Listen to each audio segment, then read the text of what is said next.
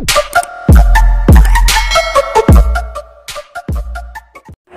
mga master! Welcome back again to our channel. Panibagong araw, panibagong kabanata na naman ang pagsumasamayin natin ngayong araw na ito. At kung bago ka sa ating channel, pag-click ang subscribe button and hit the notification bell para updated kayo sa ating mga susunod na videos.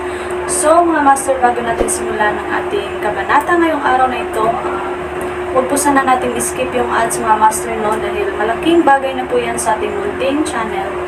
So simulan na natin kabanata ngayong araw na ito. Let's go! Kabanata 2896-2920. Kabanata 2876. Pagkasabi noon, naging malungkot ang ekspresyon ni Daily, at naging solemn na ang kanyang boses. Ang overworld ay maraming beses na mas malakas kaysa sa Stardust Realm. Kung umatake sila ng buong puwersa, wala tayong pagkakataon laban sa kanila. Mayroong maraming mga mundo sa universo na ito na nilipol mula noong unang panahon. Kung nabigo tayong harapin ang krisis na ito ng naaangkop, ang Stardust Realm ay maaaring masira. Nang marinig ito, nagtanong ang isang alchemist, "Sir, wala na bang paraan para dito? Hindi ba tayo makakahanap ng paraan para maayos ang awayan?" Napabuntong hininga si Daily. Mareresolba sana ang krisis kung ganoon lang kadali. Ito ay isang imposibleng gawain. Sa lahat ng mga taon na ito, sinubukan kong makipag-ayos sa overworld. Gayunpaman, dahil tumanggi silang bigyan ako ng madla, wala akong ibang paraan. Ang iba pang mga alchemist ay nakasuot ng malungkot na ekspresyon. Lahat sila ay mga nilalang ng Stardust Realm. Ito ang kanilang tahanan. Si James naman, outsider. Dahil wala siyang nararamdaman sa Stardust Realm, ang kapalaran ng mga nakatira dito ay wala sa kanyang pag-aalala. Kaya naman, nakatayo lang siya sa gilid at nanatiling tahimik. Nagpatuloy si Daily, "Ngayon, ang tanging magagamit na opsyon ay sumali sa Medicine Pavilion at humingi ng kanilang proteksyon. Ang Medicine Pavilion ay isa sa pinakamakapangyarihang puwersa sa Interminable Celestial Realm, novel drama. Kung ang isang alchemist ng Stardust Realm ay sumali sa Medicine Pavilion, ang overworld ay maaaring matakot. Gagawin namin ang aming makakaya. Talagang magsisikap ako. Ako lang ang maaaring kumatawan sa Stardust Realm para lumahok sa pagsusuri ng Medicine Pavilion. Gagawin ko ang lahat para makapasa sa eksaminasyon at makapasok sa Medicine Pavilion." Isa-isang nagbigay ng mga salita ng katiyakan ang mga alchemist. Si James naman ay nanatiling tahimik. "Pagod ka siguro dahil kakadaan mo lang sa Magic Circle. Bumalik sa lungsod at magpahinga ng mabuti. Kapag nabawi mo na ang iyong lakas, isasagawa namin ang pagsusulit sa alchemy," sabi ni Daily. Pagkatapos, iniwan niya ang Mount Incline ng Moon kasama ang 31 alchemist at bumalik sa Stardust City. Bilang isa sa mga pinakakilalang alchemist, si James ay mahusay na tinanggap ng kanyang host. Siya ay may isang napakagandang manor na inihanda para sa kanya, kung saan mayroong mga katulong, kasambahay, at mga gwardya na nagtataglay ng napakalaking kapangyarihan. Lahat sila ay nasa sage rank. Napabuntong hininga si James. Ang mga alchemist ay pinapahalagahan lamang sa mundong ito, kaya kahit na ang mga magsasaka ng sage rank ay itinuring na mahina. Sa konteksto ng Earth, magiging ordinaryong tao lang sila. Nagpahinga muna si James sa mansyon. Noong sinubukan niyang dumaan sa Magic Circle, ang kanyang soul power ay lubhang naubos. Hindi lang iyon, ang demonic energy sa loob ng kanyang katawan ay hindi na mabawi ang kanyang soul power. Siya ay nangangailangan ng maraming oras upang bumangon. Ang pagtulog at pagmumuni-muni ay ang pinakamahusay na paraan upang mabawi. Matapos matulog ng ilang araw na sunod-sunod, medyo bumuti na ang pakiramdam ni James. Bumangon siya, nag-inat, at tinungo ang pinto. Pagbukas niya ng pinto ay bumungad sa kanya ang sikat ng araw sa kwarto at bumalat sa kanya. Komportabling mainit ang sikat ng araw. "Master, gising ka na pala." Isang malambing na boses ang dumating. Lumingon si James at nakita ang isang babaeng nakaluhod sa lupa. Nakasuot ng asol na damit, may palamuti sa ulo ang babae. Habang nakadikit ang kanyang noo sa lupa, hindi makita ni James ang kanyang mukha. Nang makitang may babaeng nakaluhod sa harapan niya, natigilan si James bago nagtanong, "Anong ginagawa mo?" "Tumayo ka at magsalita." "Naiintindihan." Tumayo ang babae. Gayunpaman, hindi siya naglakas loob na salubungin ang tingin ni James. Bilang isang chambermaid, pinagbawalan siyang makipagkita sa kanyang amo. Sa harap ng kanyang amo, kailangan niyang lumuhad bilang paggalang. Tinanong ni James, ano ang pangalan mo? Ang video na ito ay edited by Urban Storytelling. Kabanata 2877. Ang pangalan ko ay Yevpraksha Halcyon. Inutusan ako ng Lord of the Stardust Realm na paglingkuran ka hanggang sa katapusan ng Alchemy Tournament. Pagkatapos ng paligsahan, papayagan kang isama ako sa iyong paglalakbay kung naniniwala kang kasiya siya ang aking serbisyo. Kung ayaw mo akong isama, ayos lang din, mahinang sabi ni Yevpraksha habang nakayuko. Gusto niyang kunin ni James. Kahit na naabot na niya ang sage rank, ang pagiging sage ay walang dapat ipagmalaki sa mundong ito kung saan naruroon ang mga cultivator ng divine rank. Hindi lamang si James ay isang bata at gwapong alchemist, ngunit mayroon din siyang napakalaking potensyal. Itaas mo ang iyong ulo, sabi ni James. Itinaas ni Yevpraksha ang kanyang ulo. Malinaw na nakikita ni James ang kanyang mukha. Si Yevpraksha ay mga 18 taong gulang. Ang kanyang balat ay makinis at maputi, at ang kanyang mga mata ay malaki at masigla. Kahit na siya ay isang sage, naramdaman ni James na mababa ang kanyang pagpapahalaga sa sarili. Ang pakiramdam na ito ng kababaan ay malamang na tumagal ng ilang oras upang magugat sa loob niya. Hindi na nagsalita pa si James at bumalik sa looban bago umupo sa isang upuang bato. Si Yevpraksha ay nagmamadaling lumapit sa kanya at tumabi sa kanya habang nakayuko. Tanong ni James, nga pala, kailan gaganapin ang alchemy test? Natutulog si James simula nang dumating siya dito. Dahil dito, wala siyang alam sa mga nangyayari sa labas. Ibinaba ni Yevpraksha ang kanyang ulo at sinabing, hindi ko alam. Inutusan lang ako ni Lord Daly na alagaan ka. Kapag gumaling na ang iyong soul power, maghihintay kami para sa karagdagang mga tagubilin. Tumingin si James sa kanya at nagtanong, ikaw ay isang cultivator sa sage rank. Bakit ka kontento sa pagiging utusan? Bakit ka kontento na inuutusan ka? Nagtataka namang tumingin sa kanya si Yevpraksha. Hindi niya alam kung bakit ganoon ang tanong ni James at hindi niya alam kung ano ang dapat niyang sabihin. Hindi ba pwedeng maging utusan ang isang sage? Sinabi ni James, pagkatapos tumawid sa sage rank, dapat kang magkaroon ng hindi kapani-paniwalang kapangyarihan. Bakit hindi ka maglakbay sa buong mundo at mamuhay ng walang pakialam? Natarante si Yevpraksha. Si James ay parang isang bilyonaryo na nagtatanong sa isang magsasaka kung bakit siya nagpumilit na patubigan ang mga pananim at mamuhay ng ganoon kabalang buhay kung maaari naman siyang malaya. Kahit na ang mga pangyayari ay maaaring magiba, sila ay medyo magkatulad. Ang Stardust Realm ay isa sa maraming mundo sa Interminable Celestial Realm. Walang kapayapaan o pagkakaisa na makikita dito. Maraming mga hayop at iba pang mga lahi ang sumalakay sa Stardust Realm paminsan-minsan, novel drama. Kung ang karaniwang sage ay hindi humingi ng proteksyon ng mas makapangyarihang mga pigure, hindi sila makakaligtas. Bukod dito, pagkatapos matanggap ang proteksyon ng mga makapangyarihang pigure, makakakuha sila ng hindi kapani-paniwalang dami ng mga mapagkukunan. Ganyan ang natural na kaayusan ng mundong ito. Ang mahihina ay magiging alipin at inuutusan ng malakas. Sa asensya, ginagawa ng malalakas ang kanilang makakaya at ang mahihina ay nagdurusa sa dapat nilang gawin.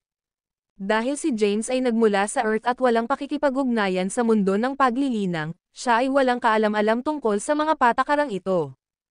Gayunpaman, hindi na siya nagtanong pa. Pagod ka na ba, Master? Kailangan mo bang imasahe ko ang iyong mga balikat?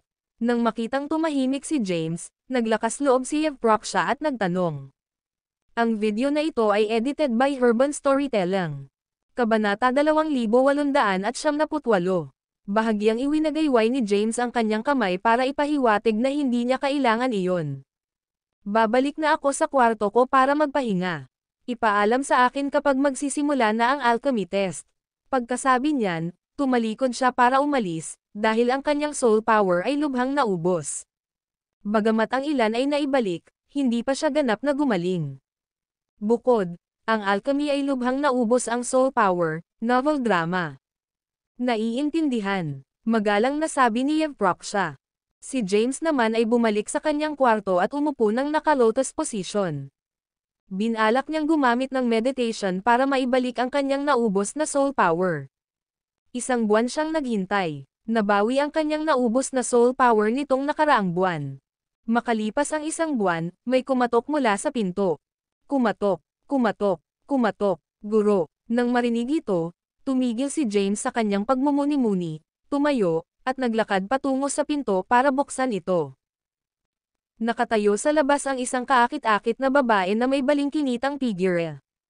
Ito ay Yevproxia. Master, nakatanggap lang ako ng balita mula sa mga gwardya sa City Lord's Mansion. Bukas ay ang alchemy test, na gaganapin sa plaza sa sentro ng lungsod. Magalang niyang sabi. Huminga ng malalim si James. Sa wakas, magsisimula na ang alchemy tournament. Napakahirap na niyang makapasok sa Medicine Pavilion. Mula sa isang baguhan sa alchemy, isa na siyang alchemist sa ika-10 baitang ng Sage rank. Hindi niya alam kung kaya niyang magwagi sa antas ng alchemy na taglay niya. Gayunpaman, wala siyang pagpipilian kundi subukan ang mga bagay-bagay. Sige, nakuha ko. Tumango si James. Pagkatapos, nagsimula siyang maghanda. Lumipas ang araw sa isang kisap mata. Kinabukasan, sa sentro ng lungsod ng Stardust City may isang bakanteng plaza na punong-puno ng mga tao. Sa ilalim ng patnubay ni Yevproxia, pumunta si James doon. Sa kanyang pagdating, ang mga nakapaligid na magsasaka ay gumawa ng paraan para sa kanya. Sa ilalim ng mapagmatsyag na tingin ng mga tao, dahan-daang naglakad si James patungo sa gitna ng plaza. Marami ng tao ang nagkukumpulan doon. May ilang upuan sa harapan ng plaza, kung saan may kakaunting tao ang nakaupo. Kabilang sa kanila ay si Daily, ang Panginoon ng Stardust Realm, Murden Silas ang Divine God, ang dating hurado, at marami pang iba pang kilalang alchemist ng realm. Mayroong ilang mga kabinet sa harap ng mga upuan, kung saan mayroong lahat ng uri ng Empyrean herbs. Ang mga halamang gamot ay nagliliwanag ng makulay na liwanag at naglabas ng nakakaakit na halimuyak.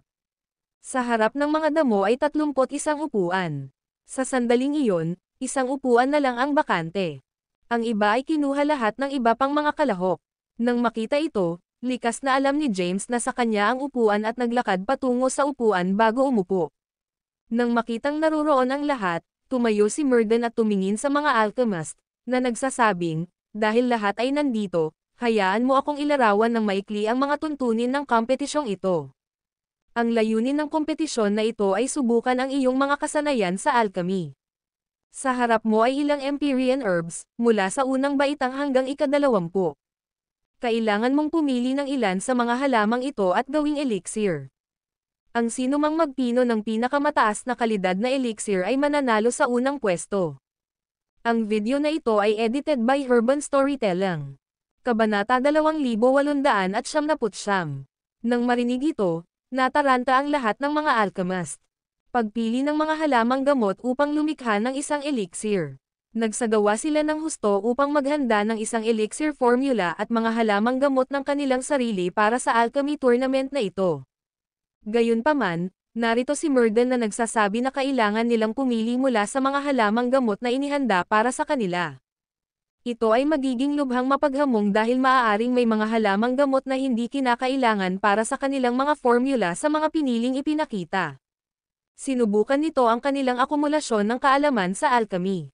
Kung mas maraming mga formula ang kanilang pinag-aralan, mas madali itong lumikha ng kombinasyon ng mga halamang gamot na ito. Bawat alchemist ay may suot na malungkot na ekspresyon, maliban kay James. Wala siyang dapat ihanda ng maaga. Kung tutuusin, ang natutunan niya ay pamana ng isang Emperor rank alchemist. Mayroong hindi mabilang na mga formula sa loob ng kanyang ulo, novel drama. Pamilyar din siya sa lahat ng uri ng Empyrean herbs. Hindi lamang niya alam ang mga epekto ng mga halamang ito, ngunit maaari pa siyang gumawa ng bagong elixir sa pamamagitan ng random na paghahalo ng alinman sa mga halamang ito. Nagpatuloy si Murden. Ang bawat alchemist ay magkakaroon ng 3 pagkakataong gumawa ng isang elixir. Kung mabaygo ang lahat ng 3 pagtatangka, mawawalan ka ng karapatang magpatuloy. Ngayon, mangyaring piliin ang mga halamang gamot na kailangan mo. Sa sandaling natapos ni Murden ang kanyang pangungusap, Isang babaeng nakasuot ng pink na damit ang humakbang. Pagkaalis sa kanyang upuan, nagsimula siyang pumili ng mga halamang gamot na kailangan niya. Sinulyapan siya ni James at nakilala siya kaagad. Siya ang pangalawa sa umakyat sa Mount Inclining Moon. Ang babae ay pumipili mula sa mga halamang gamot. Hindi nagtagal, nagpasya siya sa isang halamang gamot na nasa 18 baitang ng Sage Rank. Nang makita ito, napataas ang kilay ni James. Ang halamang gamot ng A Sage Ranks 18 grade. Siya ba ay nagsisikap na gumawa ng elixir sa 18 baitang? Bulong niya. Sa ilalim ng normal na mga pangyayari, ang elixir na ginawa ay katumbas ng grado ng mga halamang gamot na ginamit. Siyempre, may mga pagbubukod sa pamantayan. Sabihin, halimbawa, isang halamang gamot sa 18 baitang. Kung ang isang alchemist ng ordinaryong kalibre ay nabigo na maayos na gumawa ng elixir, ang huling kalidad ng elixir ay hindi magiging masyadong mataas at mananatili lamang sa paligid ng 12 o 15 baitang. May mga exception din. Maaari ding gumawa ng elixir sa 20 baitang ng Sage Rank sa pamamagitan ng paggamit ng halamang gamot na 18 baitang. Maaari lamang itong mangyari sa kamay ng isang propesyonal na alchemist. Ang isang Emperor Rank alchemist, halimbawa, ay tiyak na lilikha ng isang elixir na lubhang nalampasan ang orihinal na antas ng mga halamang gamot na ginamit. Iyon ay dahil magkakaroon siya ng tumpak na kontrol sa proseso ng concoction at tumpak na magagamit ang kapangyarihan ng mga halamang gamot. Habang sinimulan ng babae ang pagpili ng kanyang mga halamang gamot, ang iba pang mga alchemist ay unti-unting nagtungo sa mga kabinet at pinili ang kanilang mga halamang gamot. Si James ay hindi exception. Tumayo siya at naglakad patungo sa kabinet. Mayroong lahat ng uri ng mga halamang gamot sa mga kabinet, at mayroong isang kasaganaan ng bawat uri ng damo. Mayroong tiyak na sapat na damo para sa bawat alchemist doon. Nang makita ito, hindi napigilan ni James na mapabuntong hininga. Gaya ng inaasahan sa Panginoon ng isang kaharian, napakaraming halamang gamot ang nasa kanya. Sa proseso ng pagpili ng mga halamang gamot, pinanood ni James ang pagpili ng iba. Napansin niyang ang mga halamang gamot na pinili ng mga alchemist ay pawang nasa 15 baitang pataas. Nangangahulugan ito na ang elixir na kanilang gagawin ay nasa 15 baitang man lang. Kahit na gumawa sila ng ilang mga pagkakamali sa daan at naging sanhi ng pagkukulang ng concocted elixir, ang elixir ay lampas pa rin sa 10 baitang. Si James, sa kabilang banda, ay nakakagawa lamang ng Sage Ranks 10th grade elixir sa kanyang pinakamahusay. Hindi ko akalain na magiging ganito kalakas ang mga alchemist dito. Gusto ko talagang manalo sa tournament na ito.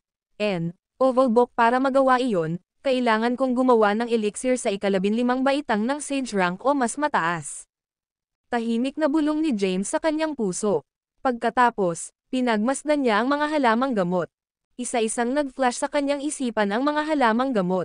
Pagkatapos, sinimulan niyang paghaluin ang mga ito upang makita kung anong uri ng elixir ang maaari niyang gawin. Ang video na ito ay edited by Urban Storytelling. Kabanata 2,900. Maraming uri ng Empyrean herbs sa alchemy tournament na inorganisa sa Stardust Realm. Mayroong hindi bababa sa 1,000 sa kanila, at bawat uri ay may hindi bababa sa 10 o higit pang mga sample.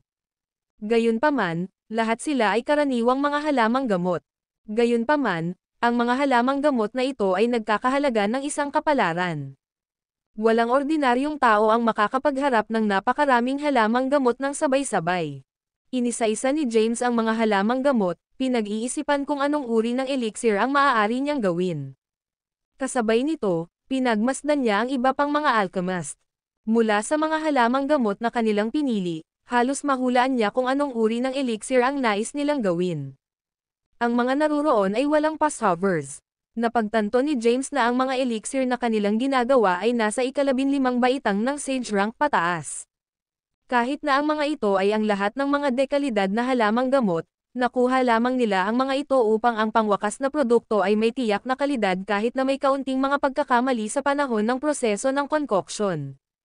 Mukhang tama ang Spirit Tool. Para magwagi, kailangan niyang gumawa ng elixir kahit man lang sa 15 yugto ng Sage Rank. Gayunpaman, ang pinakamaraming maisip ni James ay iyon sa 10 baitang. Noong nasa celestial abode siya, sinubukan niyang gumawa ng elixir sa ika-11 baitang. Gayunpaman, isang beses lang siya nagtagumpay sa 10 pagtatangka.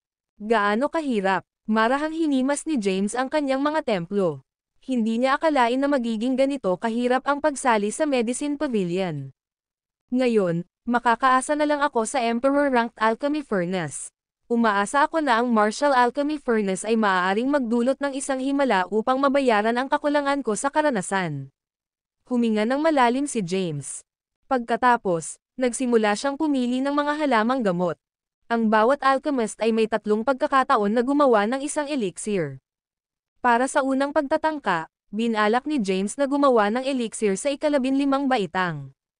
Inaasahan niya na ang Martial Alchemy Furnace ay makakabawi sa kanyang kakulangan ng karanasan. Ang elixir na kanyang ginawa ay tinawag na Elixir of Reversal. Ito ay isang formula na natagpuan ni Emperor Jabari sa isang inabandonang guho.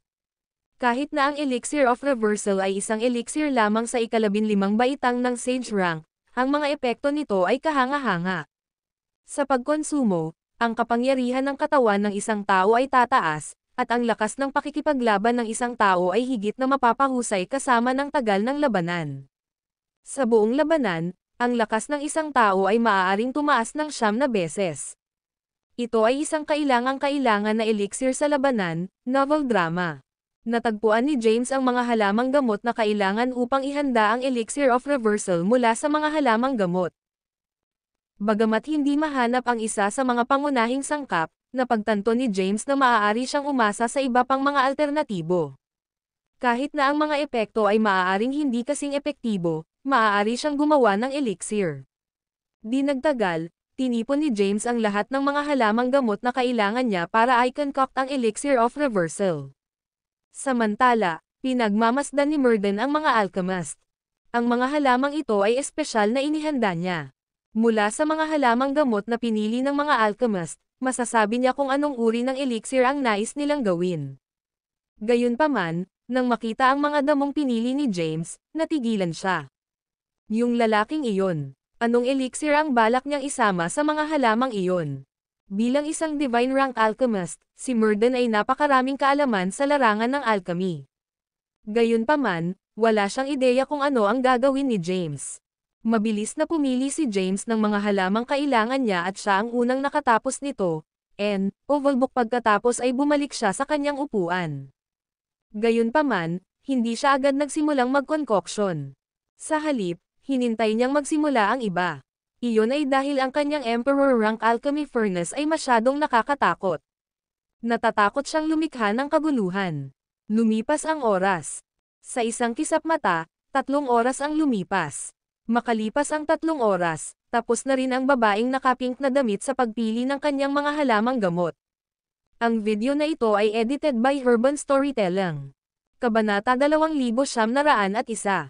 Pagkabalik sa kanyang upuan, sinulyapan niya si James, na kanina pa matieg ang naghihintay at binigyan siya ng isang matamis na ngiti.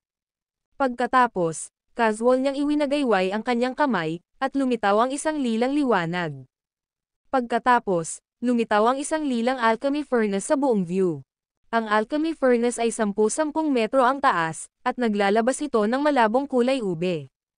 AA Divine Rank Alchemy Furnace. Agad na tumayo si Murden at itinoon ang tingin sa alchemy furnace na tinawag ng babae, natigilan siya.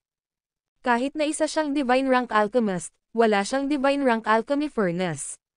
Sino ang babaeng ito? Bakit siya nagkaroon ng Divine Rank Alchemy Furnace? Nainggit si Murden sa kanya. Kahit na siya ay naglakbay sa malayo at malawak at naging isang kilalang alchemist matagal na ang nakalipas, hindi siya nagkaroon ng Divine Rank Alchemy Furnace kahit na maraming taon na ang lumipas. Ngayon, paanong hindi siya maiinggit sa isang kabataang may isa? Maraming mga alchemist ang nagtipon sa paligid.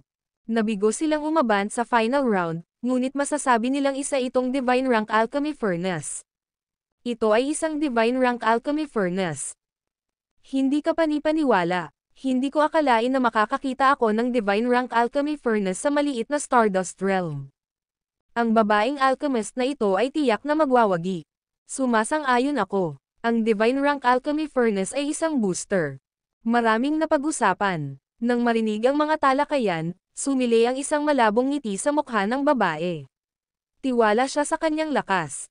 Gamit ang Divine Rank Alchemy Furnace, tiyak na siya ang kukuha ng unang pwesto sa tournament na ito. Bukod pa rito, ang kanyang layunin ay hindi upang magtagumpay. Gusto niyang sumali sa Medicine Pavilion at maging isang disipulo doon. Sa ilalim ng natulala na mga titig ng nagbabantay na pulutong, ang babae ay casual na iwinagayway ang kanyang kamay, at ang isang bola ng apoy ay nagtatawang tao sa kanyang palad. Ito ay isang lilang apoy, na nagpapataas ng temperatura ng paligid nito nang lumitaw ito. Anong apoy ito? I don't know. I've never seen such thing. Kahit na hindi ko alam kung ano iyon, alam kong ito ay isang bagay na hindi pangkaraniwan, novel drama. Hindi masabi ng mga nakapaligid na alchemist kung anong uri ng apoy iyon. Isang nag-iisang tao lang ang agad na nakakilala nito, at ang taong iyon ay si Murdan. Napatitig siya sa apoy sa palad ng babae at napabuntong hininga sa hindi makapaniwala. Ang Ice Damson Holy Fire. Natigilan si Murdan. Sa sandaling iyon, hindi na niya napigilan ang kanyang pagnanasa, tumayo siya at lumapit sa babae upang magtanong, "Miss, sino ang iyong Panginoon?" Sa kanyang opinyon, ang babae ay dapat magkaroon ng isang malakas na background. Kung hindi, walang paraan na magkakaroon siya ng Divine Rank Alchemy Furnace at ng Ice Damson Holy Fire. Ang Ice Damson Holy Fire ay isang tunay na apoy sa katawan ng isang oval book na Divine Rank Beast. Kailangan mo nang lipulin ng isa ang halimaw bago dalisayan ang tunay na apoy. Bukod doon, ang proseso ng pagpipino ay napakahirap. Kapag naabala, ang isa ay maaaring masunog hanggang sa mamatay ng tunay na apoy. Ngumiti ang babae at sinabi, "Paumanhin, ngunit inutusan ako ng aking Panginoon na huwag ibunyag ang kanyang pagkakakilanlan kahit na ano. Kaya, natatakot akong hindi ko masagot ang iyong tanong." Nang marinig ito, nadismaya si Murdan. Mas maganda pa ang hawak ng babae kaysa sa kanya. Nangangahulugan ito na ang kanyang amo ay tiyak na mas mataas din sa kanya. Nang makita ito, napangiti si James. Ang video na ito ay edited by Urban Storytelling. Kabanata 2902. Hindi may kakaila na may magandang gamit ang babae. Hindi mahalaga ang Divine Rank Alchemy Furnace o ang natatanging True Fire, ito ay mga bagay na pinagnanasaan ng lahat ng alchemist. Maging si Murdan ay hindi napigilan ang pagnanasa at kailangang itanong sa kanya kung sino ang kanyang amo. Dahil ang master ay nakapagbigay ng ganoong mataas na kalidad na bagay sa kanyang disipulo, ang master ay dapat na isang kilalang alchemist. Gayunpaman, nanatiling mahigpit na nakalapat ang mga labi ng babae. Nadismaya, sinulyapan siya ni Murdan at sinabing, "Good luck, I'm rooting for you. Whether or not the Stardust Realm averts the current crisis will depend on you." Bahagyang tumango ang babae at sinabing, "Gagawin ko ang lahat para manalo sa tournament na ito at katawanin ang Stardust Realm sa paglahok sa Discipleship Examination ng Medicine Pavilion." Very good. Tumango si Murdan sa kasiyahan at tumalikod na para umalis. Bumalik siya sa kanyang upuan. Tanong ni Daly, "Murdan, paano nangyari? Sino siya?" Bahagyang umiling si Murdan at sinabing, tumanggi siyang magbunyag ng anuman. Gayunpaman, masasabi kong hindi siya ordinaryong tao. Siguro ang kanyang amo ay hindi man isang cultivator ng Stardust Realm. Marahil ay nagpunta siya dito para lang masigurado ang lugar para sumali sa Medicine Pavilion. Nang marinig ito, natahimik si Daly. Dahil hindi siya cultivator ng Stardust Realm, lalaban ba siya para sa realm at tutulungan silang maiwasan ang kasalukuyang krisis? Samantala, parami ng parami ang mga alchemist na pumili ng mga halamang kailangan nila at nagsimulang gumawa ng elixir. Hindi nagmamadali si James dahil walang limitasyon sa oras para sa kompetisyon. Kaya, tumayo siya sa gilid at pinagmasdan ang iba pang mga alchemist. Interesado siyang malaman ang higit pa tungkol sa mga kakayahan ng iba. Tumingin muna siya sa babaeng nakapink na damit. Pagkatapos, napagtanto niya na ang kanyang mga kasanayan sa alchemy ay katamtaman lamang. Ang kanyang pamamaraan ng pagkuha ay magaspang, at hindi niya kinuha ang mga essences ng mga halamang gamot. Bukod dito, ang kanyang kontrol sa apoy ay hindi tumpak. Habang nakatingin si James sa iba, natuwa siya. Sila ay mas masahol pa. Kahit na ang kanilang ranggo ay mas mataas kaysa sa kanya, ang parehong ay hindi masasabi tungkol sa kanilang mga kasanayan. Kunin, halimbawa, ang dalawang estudyante sa ikatlo at unang taon ng senior high. Ang mag-aaral sa ikatlong taon ay isang pangkaraniwang mag-aaral na may average na marka na 30 puntos, samantalang ang unang taon na mag-aaral ay isang nangungunang mag-aaral na may perpektong mga marka. Nang makita silang nag-concoct ng kanilang elixir, hindi napigilan ni James na umiling at bumantong hininga. Bakit hindi pa siya nagsimula? Naalala ko na siya ang unang dumaan sa Magic Circle. Bakit siya tumitingin sa paligid? Nakapasa ba siya sa preliminary round dahil lang sa may malakas siyang soul power at hindi dahil sa isa siyang alchemist? Kung ganoon, nakakahiya iyon. He possesses an immense soul power after all. Sa di kalayuan, maraming mga alchemist ang nagtipon upang panoorin ang paligsahan. Nang makitang hindi pa nagsimulang gumawa ng elixir si James, natarante sila. Si James naman ay hindi nagmamadali, kasalukuyan niyang inaayos ang kanyang kalagayan. Ang kondisyon ng isang tao ang pinakamahalaga sa lahat pagdating sa paggawa ng elixir, and overbook upang mapadali ang proseso kapag nasa mabuting kalagayan. Sa kanyang paligid, ang iba pang mga alchemist ay nagsimulang gumawa ng kanilang elixir. Lahat ng uri ng alchemy furnace at apoy ay lumitaw sa paligid niya. Nasilaw at natigilan ang mga tao sa napakaraming performance ng mga alchemist, novel drama. Nanatili si James sa kanyang upuan.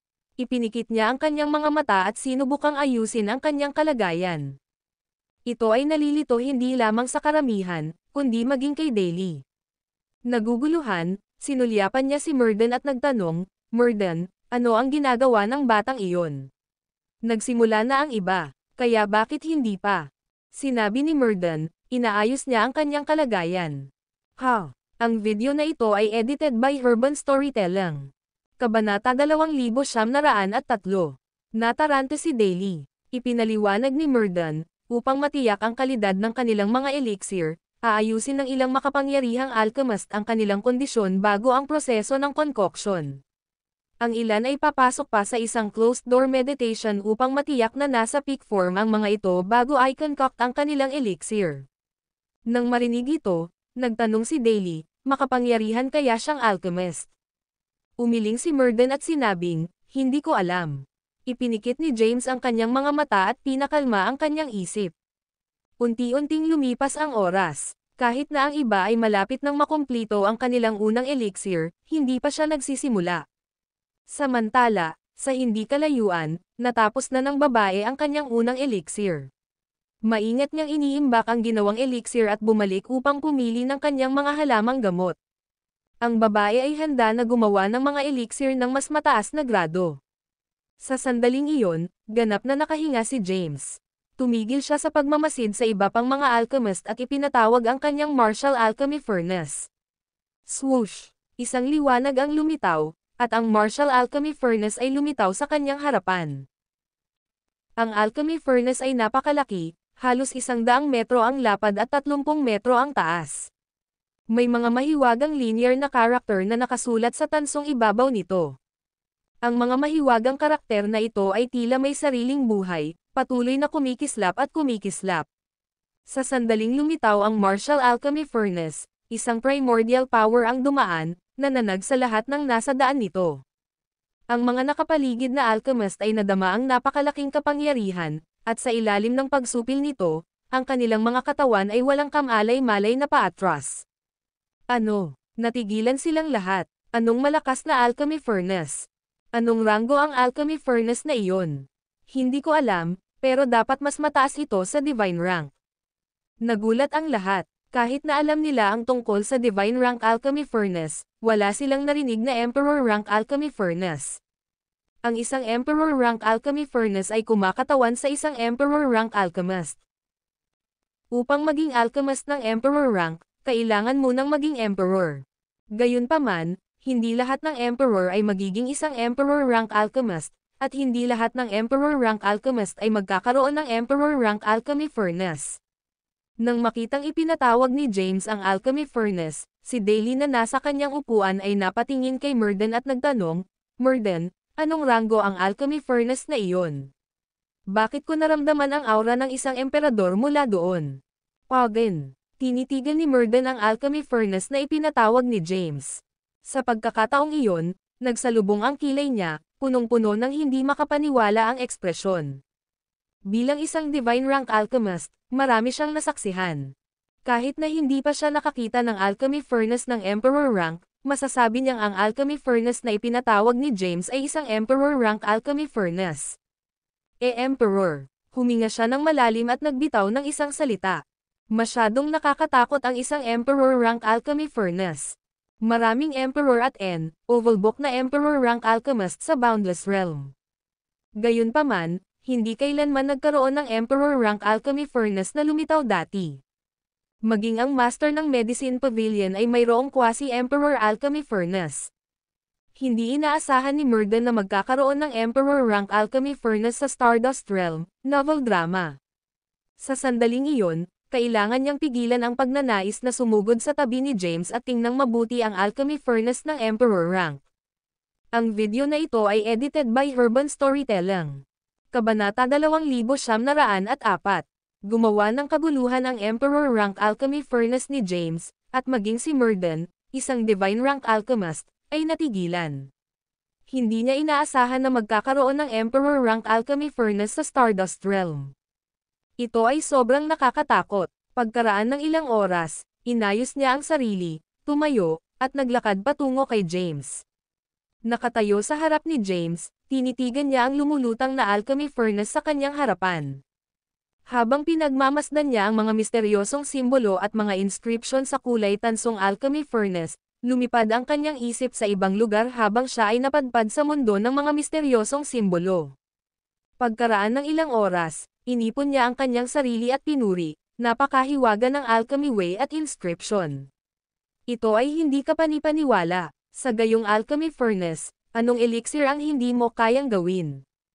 Kahit na siya ay isang divine rank alchemist, naunawaan niya na ang inscription at alchemy way na nakasulat sa alchemy furnace ay sadyang napakalayo na hindi niya maabot. Lumingon siya at magalang na binati si James, Master. Sa sandaling iyon, isinantabi ang pagmamalaki ng isang divine rank alchemist, magalang na binati ni Murden si James. Sandaling natigilan si James. Pagkaraan ng ilang oras, inayos niya ang sarili at sinabing, "Huwag mo akong tawaging ganyan, sir. I wouldn't dare claim to be above you." Ngumiti si Murden. Naniwala siya sa sarili niya na masyadong bigla. Tumingin siya kay James at nagtanong, "My friend, who's your master?" "Aking amo." Natigilan si James. Pagkatapos, ngumiti siya at sinabi, "Ang aking Panginoon ay tinatawag na Jabari, Emperador Jabari." Jabari. Pinag-isipan ni Murden ang kanyang utak ngunit hindi niya maalala ang sinumang tao na may ganitong pangalan. Walang tinatawag na Jabari sa Boundless Realm kung ang kanyang memorya ay nagsisilbi sa kanya ng tama. Inisip niya ito at sinabi, "Marahil ako ay naging mangmang." Ngumiti si James at nagtanong, "May iba pa ba? Kung hindi, mangyaring umalis sa lugar na ito sa ngayon. Gusto kong simulan ang proseso ng concoction, novel drama." "Oh, sorry sa pag-istorbo sa iyo." Dahil ayaw nang abalahin pa si James, tumalikod si Murden para umalis. Pagkaalis niya, huminga ng malalim si James. Dahil ito ang unang pagkakataon na magsagawa siya ng alchemy sa harap ng napakaraming alchemist, kailangan niyang gawin ang kanyang makakaya. Sa pag-iisip na iyon, nagkatulize siya ng isang paraan ng paglilinang, at ang fire genesis sa loob ng kanyang katawan ay lumikha ng apoy. Ang apoy ay umikot sa kanyang buong katawan at nagkatawang tao sa kanyang palad na sumusunod sa landas ng mga meridian nito. Pagkatapos, isang puting apoy ang lumitaw sa kanyang palad.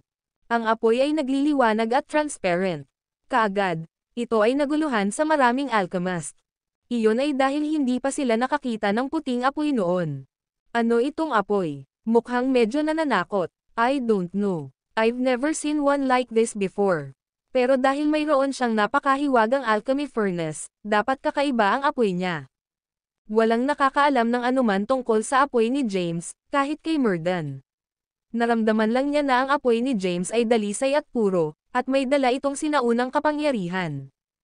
Habang tinatitigan niya ito, napansin niya ang mga mahiwagang inscription na umiikot sa buong apoy.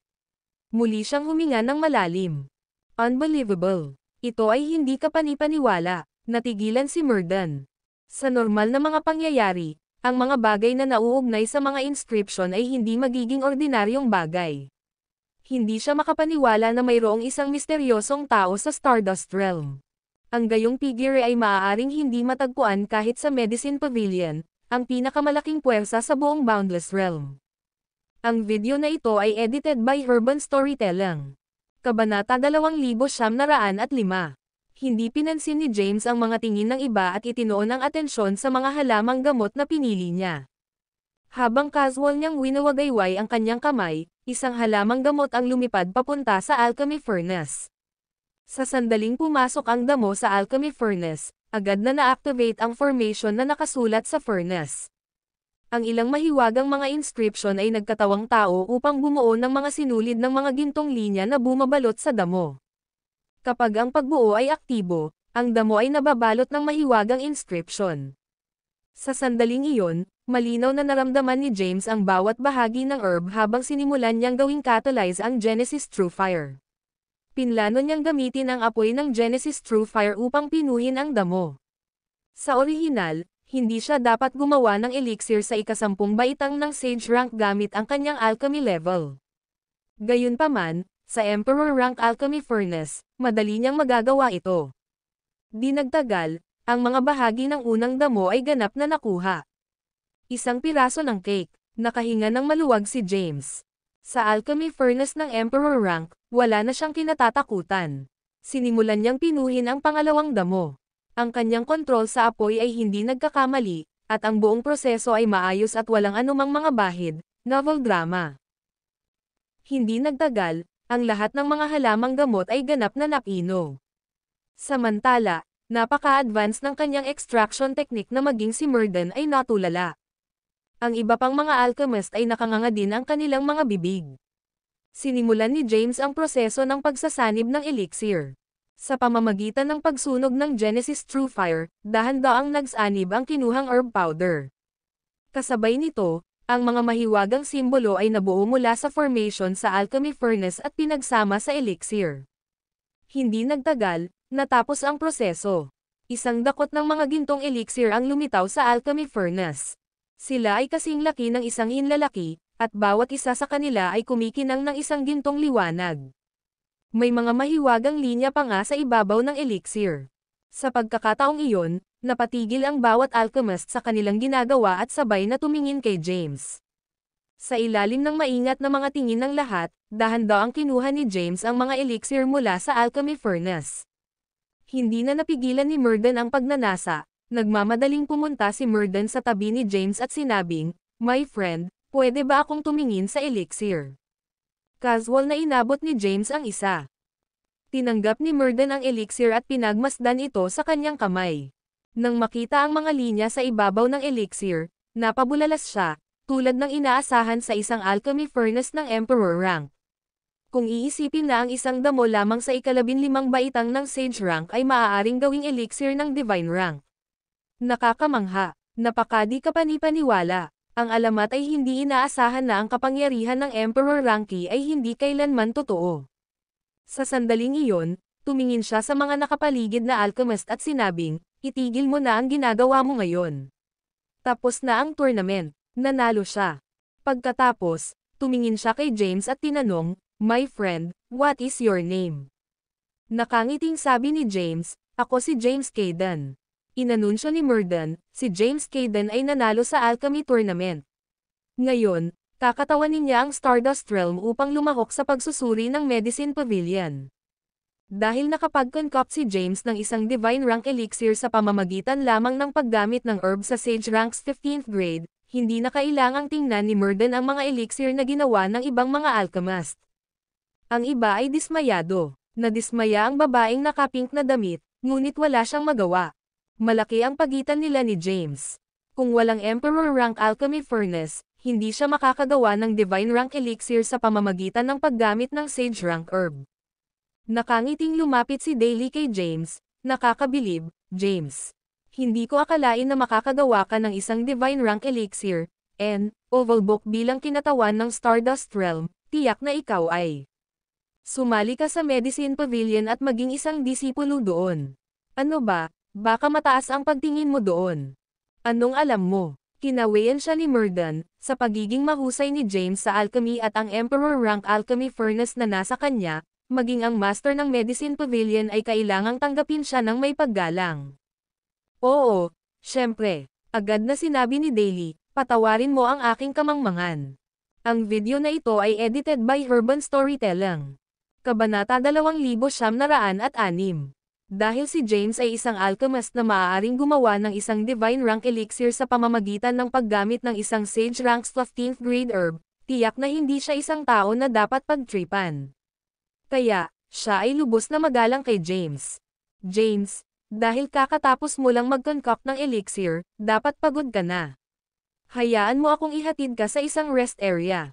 Matapos ipakita ni James ang kanyang Emperor rank alchemy furnace at gumawa ng isang divine rank elixir, napakagalang ni Daily sa kanya. Hindi lang si Daily, kundi pati si Murden ay gustong magpabor kay James.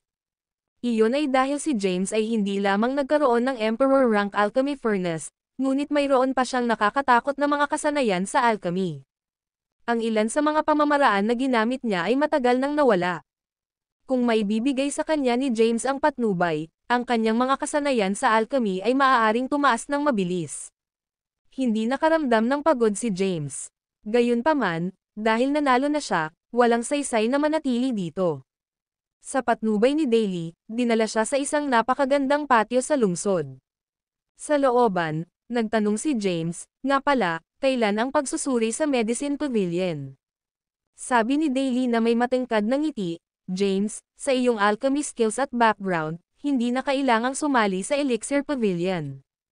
Ang Elixir Pavilion ay tinatawag ding Medicine Pavilion at isa sa pinakamakapangyarihang puwersa sa Boundless Realm. Para kay Daily, ang Panginoon ng Stardust Realm, hindi na kailangang sumali si James sa Elixir Pavilion. Alam niya na tiyak na may malakas na figure si James na sumusuporta sa kanya. Kahit na hindi niya alam kung sino ang taong iyon, ang Boundless Realm ay napakalaki, at dahil dito, hindi lubos na imposible na mayroong ilang mahiwagang makapangyarihang mga figure na naninirahan sa hiwalay. Nagsalubong ang kilay ni James. Hindi niya masabi kay Daily ang tungkol sa kanyang tunay na layunin ng pagsali sa Medicine Pavilion, kaya pagkatapos mag-isip sandali, sinabi sa akin ng aking master na ang Medicine Pavilion ay isa sa pinakamakapangyarihang puwersa sa mundong ito at ang mga alchemist doon ay nakakatakot lahat. Gusto kong pumunta doon at tingnan. Ngumiti si Daily at sinabing, bagaman makapangyarihan ang Elixir Pavilion, wala silang Emperor rank alchemy furnace. At saka, ang kanilang mga kasanayan sa alchemy ay maaaring hindi nangangahulugang mas mahusay kaysa sa iyo. Sa kasalukuyan mong kahusayan sa alchemy, kapag naging Emperor ka, ikaw ang magiging pinakamakapangyarihang individual sa Boundless Realm. Bahagyang iwinagayway ni James ang kanyang kamay at pinutol si Daily, kailan ang pagsusuri sa Medicine Pavilion. Sumagot si Daily, pagkalipas ng 3,000 taon. Ano? Pagkarinig nito ay agad na tumayo si James. 3,000 taon. Oo. Naguguluhan, nagtanong si Daily, may problema ba? Huminga ng malalim si James at bahagyang umiling, it's nothing. Umupo siya, novel drama. Ang 3,000 taon ay napakahabang panahon para sa kanya. Siya at ang mga tao sa mundo ay walang ganoong karaming oras na natitira. Kinailangan ni James na humanap ng paraan para makalusot sa Elixir Pavilion at tingnan kung may hinahanap siya sa lalong madaling panahon. Napatingin siya kay Daily. Kahit na si Daily ay isang tao, hindi naramdaman ni James ang kapangyarihan ng sumpa sa kanya. Naguguluhan siyang nagtanong, Lord Daily, wala ka bang kapangyarihan ng sumpa sa loob ng iyong katawan? Sa pagkaunawa ni James, may sumpa sa loob ng katawan ng bawat tao sa universo. Dahil gusto ng Heavenly Path na lipulin ang lahat ng sangkatauhan, walang paraan na ang Boundless Realm ay overbook dahil lamang sa liblib ang kaharian. Isang sumpa. Natigilan si Daily at nagtanong, ano iyon? Natahimik si James nang marinig iyon. Kung tutusin sa ekspresyon ni Daily, tila wala siyang alam sa sumpa, at wala siyang anumang sumpa sa loob ng kanyang katawan. Anong nangyayari? Natarante si James. Sa sandaling iyon, ang boses ng Spirit Tool ay nagmula sa loob ng Celestial Abode at umalangaw-ngaw sa kanyang isipan. Ang mga tao sa Boundless Realm ay walang sumpa sa loob ng kanilang mga katawan.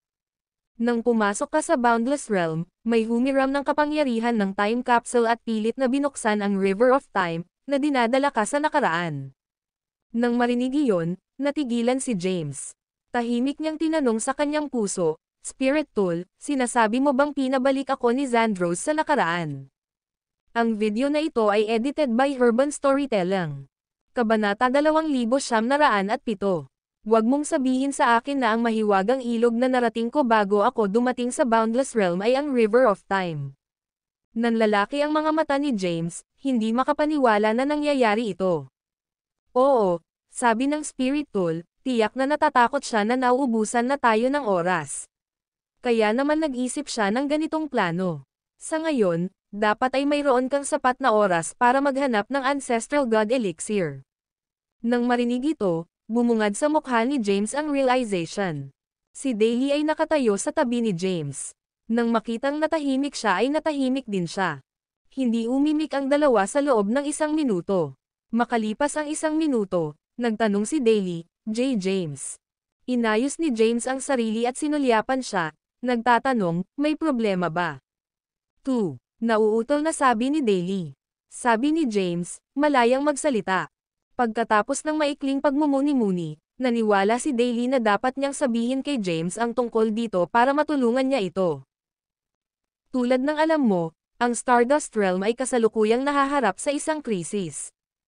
Tanong ni James, ang tinutukoy mo ba ay ang sama ng loob sa pagitan ng Stardust Realm at ng Overworld? Tumanggo si Daly at sinabing, oo. Kumunat ang noo ni James at sinabing, anong klaseng sama ng loob ang kayang punan ka ng ganoong kaba?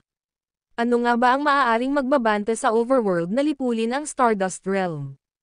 Sabi ni Daly, ganito ang nangyari. Sinimulan niyang isalaysay ang sunod-sunod na mga pangyayaring naganap. Nang marinig ito, sa wakas ay naunawaan na ni James ang nangyayari. Ang Stardust Realm ay isang hindi gaanong mahalagang mundo sa Boundless Realm, novel drama. Mayroong maraming iba pang mga mundo tulad ng Stardust Realm, at ang pagkawasak ng mga ito ay hindi man lang makapagbibigay ng talukap ng mata sa makapangyarihang mga figure. Gayunpaman, mayroong isang mahiwagang lugar sa Boundless Realm, ang Reincarnation Pond. Ang Reincarnation Pond ay isang lugar na umiral mula noong Primeval Age at puno ng misteryo at mga alamat. Ayon sa alamat, ang hindi kapani-paniwalang makapangyarihang mga figure ay lalabas sa Reincarnation Pond. Gayunpaman, hindi mabilang na mga taon ang lumipas, at kahit na ang Reincarnation Pond ay natuyo, walang makapangyarihang tao ang lumabas sa lawa. Samantala, ang Stardust Realm at ang Reincarnation Pond ay nakalimutan ng lahat. Gayunpaman, 100,000 taon na ang nakalilipas, isang sanggol ang lumabas sa Reincarnation Pond. Ang sanggol ay inampon ni Daly, at pinangalanan siyang Melinda Yisroel. Mula pagkabata, ipinakita ni Melinda ang napakalawak na potensyal sa paglilinang. Anuman ang kanyang natutunan o nilinang, madali niyang madarama ang mga ito. Sa loob lamang ng 100,000 taon, tumawid siya sa divine rank.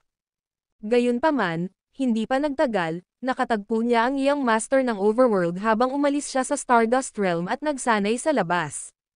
Nagkagusto ang iyang master kay Melinda at gusto siyang pakasalan. Gayunpaman, tinanggihan ni Melinda ang kanyang panukala, kaya nagpadala siya ng mga makapangyarihang figure upang dukutin siya. Sa huli, nakatakas si Melinda. Ang Overworld ay nagpadala ng makapangyarihang mga figure sa Stardust Realm ng maraming beses at hiniling kay Daly Oval Book na ibigay si Melinda. Si Daly, natural, ay nag-aatubili na gawin ito. Iyon ay kung paano naganap ang sama ng loob sa pagitan ng dalawang mundo. Nang marinig ito, naintriga si James sa Reincarnation Pond. Tumingin kay Daly na may nag-aalalang ekspresyon sa kanyang mukha, tinanong niya, talaga bang umiral ang reincarnation sa mundong ito? Talaga bang reincarnated figure si Melinda mula sa Primeval Age? Bahagyang umiling si Daly at sinabing, hindi ko alam. Ang video na ito ay edited by Urban Storytelling. Kabanata 2908. Walang ideya si Daly kung umiral ang reincarnation sa mundong ito. Ang lahat ng alam niya tungkol sa Reincarnation Pond ay mga alamat na ipinasa mula noong unang panahon. Dahil dito, hindi niya matiyak ang pagiging tunay ng mga ito. Ang tanging alam niya ay si Melinda ay nagtataglay ng napakalawak na potensyal. Maaari mo ba akong dalhin sa reincarnation pond? Si James ay interesado sa reincarnation pond. Dahil naglakbay siya sa nakaraan at may sapat na oras upang hanapin ang Ancestral God Elixir, hindi pa banggitin na ang pagsusulit ng Elixir Pavilion ay magsisimula lamang ng 3,000 taon sa hinaharap, wala siyang ibang gagawin sa ngayon. Oo naman. Hindi naman tinanggihan ni Daily ang hiling niya. Sa patnubay ni Daily, umalis si James sa Stardust City. Napakalaki ng Stardust City. Kahit na sa kanyang kasalukuyang lakas, hindi umaasa si James na makatawid ng ganoon kalaking distansya. Kaya, maaari lamang siyang umasa sa teleportation formation, na kahit na si Daily the Lord of the Stardust Realm, ay ginamit. Pagkarating sa ibang lungsod, dinala ni Daily si James sa isang bulubundukin. Pagkaraan ng maraming araw na pagtawid, nakarating sila sa isang abandonadong guho. Samot-saring mga nabasag na bato ang nasa lupa dulot ng pagguho ng mga mag-agarang gusali dito. Hindi nagtagal, nakarating sila sa reincarnation pond. Nandito na tayo. Itinuro ni Daily ang isang malalim na butas sa harapan nila. Lumingon si James at nakita niya ang isang abandonadong guho. Sa harap niya ay isang butas na 100 metro ang lalim, at mayroon lamang maraming kulay na lupa sa butas. May mga basag pang ang tiles sa lupa. Sa paligid, ang ilang mga bato ay matagal nang nabasag. Pinagmasdan ni James ang kanyang paligid. Masasabi niya na ang lugar na ito ay isang malaking altar noon pa man. Gayunpaman, matagal na itong nawasak. Iyon lang. Tumingin si James sa mga guho at nagtanong, ito ba ang reincarnation pond na binanggit mo? Oo. Tumanggaw si Daily at sinabing, ang lugar na ito ay puno ng mga alamat. Ang isa sa kanila ay nagsabi na noong unang panahon, ito ay isang banal na lugar ng ilang napakalakas na puwersa. Sa hindi malamang dahilan, nawasak ang lahat. Kaya lumabas si Melinda Yisroel sa abandonadong guho na ito. Nagtatakang tanong ni James. Tumanggaw si Daily at sinabing, oo. Noon, nasa gitna ako ng isang closed-door meditation. Gayunpaman, naramdaman kong may kakaiba sa lugar na ito, at nagmadali akong pumunta rito para tingnan. Naalala niya. Ito ay isang abandonadong pagkasira na matagal nang kinalimutan ng lahat. Sa pagdaan ng hindi mabilang na mga taon, ang lugar na ito ay maraming beses na binaliktad. Gayunpaman, pagdating ko, may maraming kulay na tubig sa butas. Pagkatapos, isang sanggol na dahan-daang lumutang palabas ng digmaan. Ang nakapagtataka ay nawala ang tubig pagkatapos lumitaw ang sanggol, at ang sanggol na iyon ay si Melinda. Hindi ko na alam na ganito siya sa mga taong ito, her true identity, sa mundong ito, ikaw lang bukod sa akin ang nakakaalam ng sikretong ito. Si Daily ay tumingin kay James na nagmamakaawa at sinabing, James, si Melinda ay hindi ordinaryong tao. Dapat ay mayroon siyang mahabang kasaysayan. Dahil tumanggi siyang pakasalan ang Young Master of the Overworld, dapat mayroon siyang mga dahilan. Nakikiusap ako sa iyo na tulungan mo siya at ang Stardust Realm. Maraming kakaibang pangyayari ang narinig noon ni James. Gayunpaman, ito ang unang pagkakataon na nakarinig siya ng isang bagay na hindi kapanipaniwala. Pagkatapos ng maikling pagmumuni-muni, nagtanong siya, maaari ko bang bisitahin si Melinda? Of course. She's currently in Stardust City, novel drama. Pagkatapos, dinala ni Daily si James pabalik sa Stardust City. Sa looban ng City Lord's Mansion. Ito ay isang restricted area kung saan walang buhay na Ovalbok ang maaaring makalusot ng walang pahintulot ng Panginoon. May dagat ng mga bulaklak sa looban. Sa dagat ng mga bulaklak, mayroong isang gazebo, kung saan nakaupo ang isang babae. Nakasuot siya ng puting damit at may mahabang itim na buhok. Sa mesa ay isang alpa. Siya ay tumutugtog ng alpa, at ang malambing na tunog ng instrumento ay umalangaw-ngaw sa buong lugar. Ang video na ito ay edited by Urban Storytelling. Kabanata 2909. Sa kanyang pagdating, narinig kaagad ni James ang tunog ng alpa. Ang tunog ay malambing at nakalulugod sa pandinig. Gayunpaman, mayroong isang pahiwatig ng mapanglo at pag-iisa sa musika. Habang naglalakad si Daily papunta kay Melinda, tinawag niya ito, Melinda. Biglang huminto ang musika nang tumayo si Melinda. Habang nakatingin siya sa papalapit na sina Daily at James, panay ang tingin niya sa huli, novel drama. Isang hindi maipaliwanag na ngiti ang sumilay sa kanyang kaakit-akit na mukha. Pare, lumingon si Melinda kay Daily at binati ito. Matamis at malambing ang boses nito.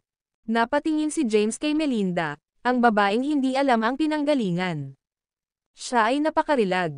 Hindi lamang siya ay may perpektong figure, ngunit ang kanyang mga tampok ay maayos at maislan, at walang anumang kapintasan ang mahanap. Hanga si James sa kagandahan nito dahil wala pa siyang nakitang kasing ganda niya. Nang makitang nakatitig sa kanya si James, hindi na siya kumilos ni Melinda. Sa halip, ngumiti siya ng mahinahon at buong kumpiyansa na nagtanong, napuno ka na ba? Nang ngumiti siya, lumitaw ang dalawang mababaw na dimples sa mga sulok ng kanyang bibig, na nakakaakit. Napagtanto ang kanyang kabastusan, humingi ng paumanhin si James, pasensya na sa kakulangan ko sa kagandahang asal.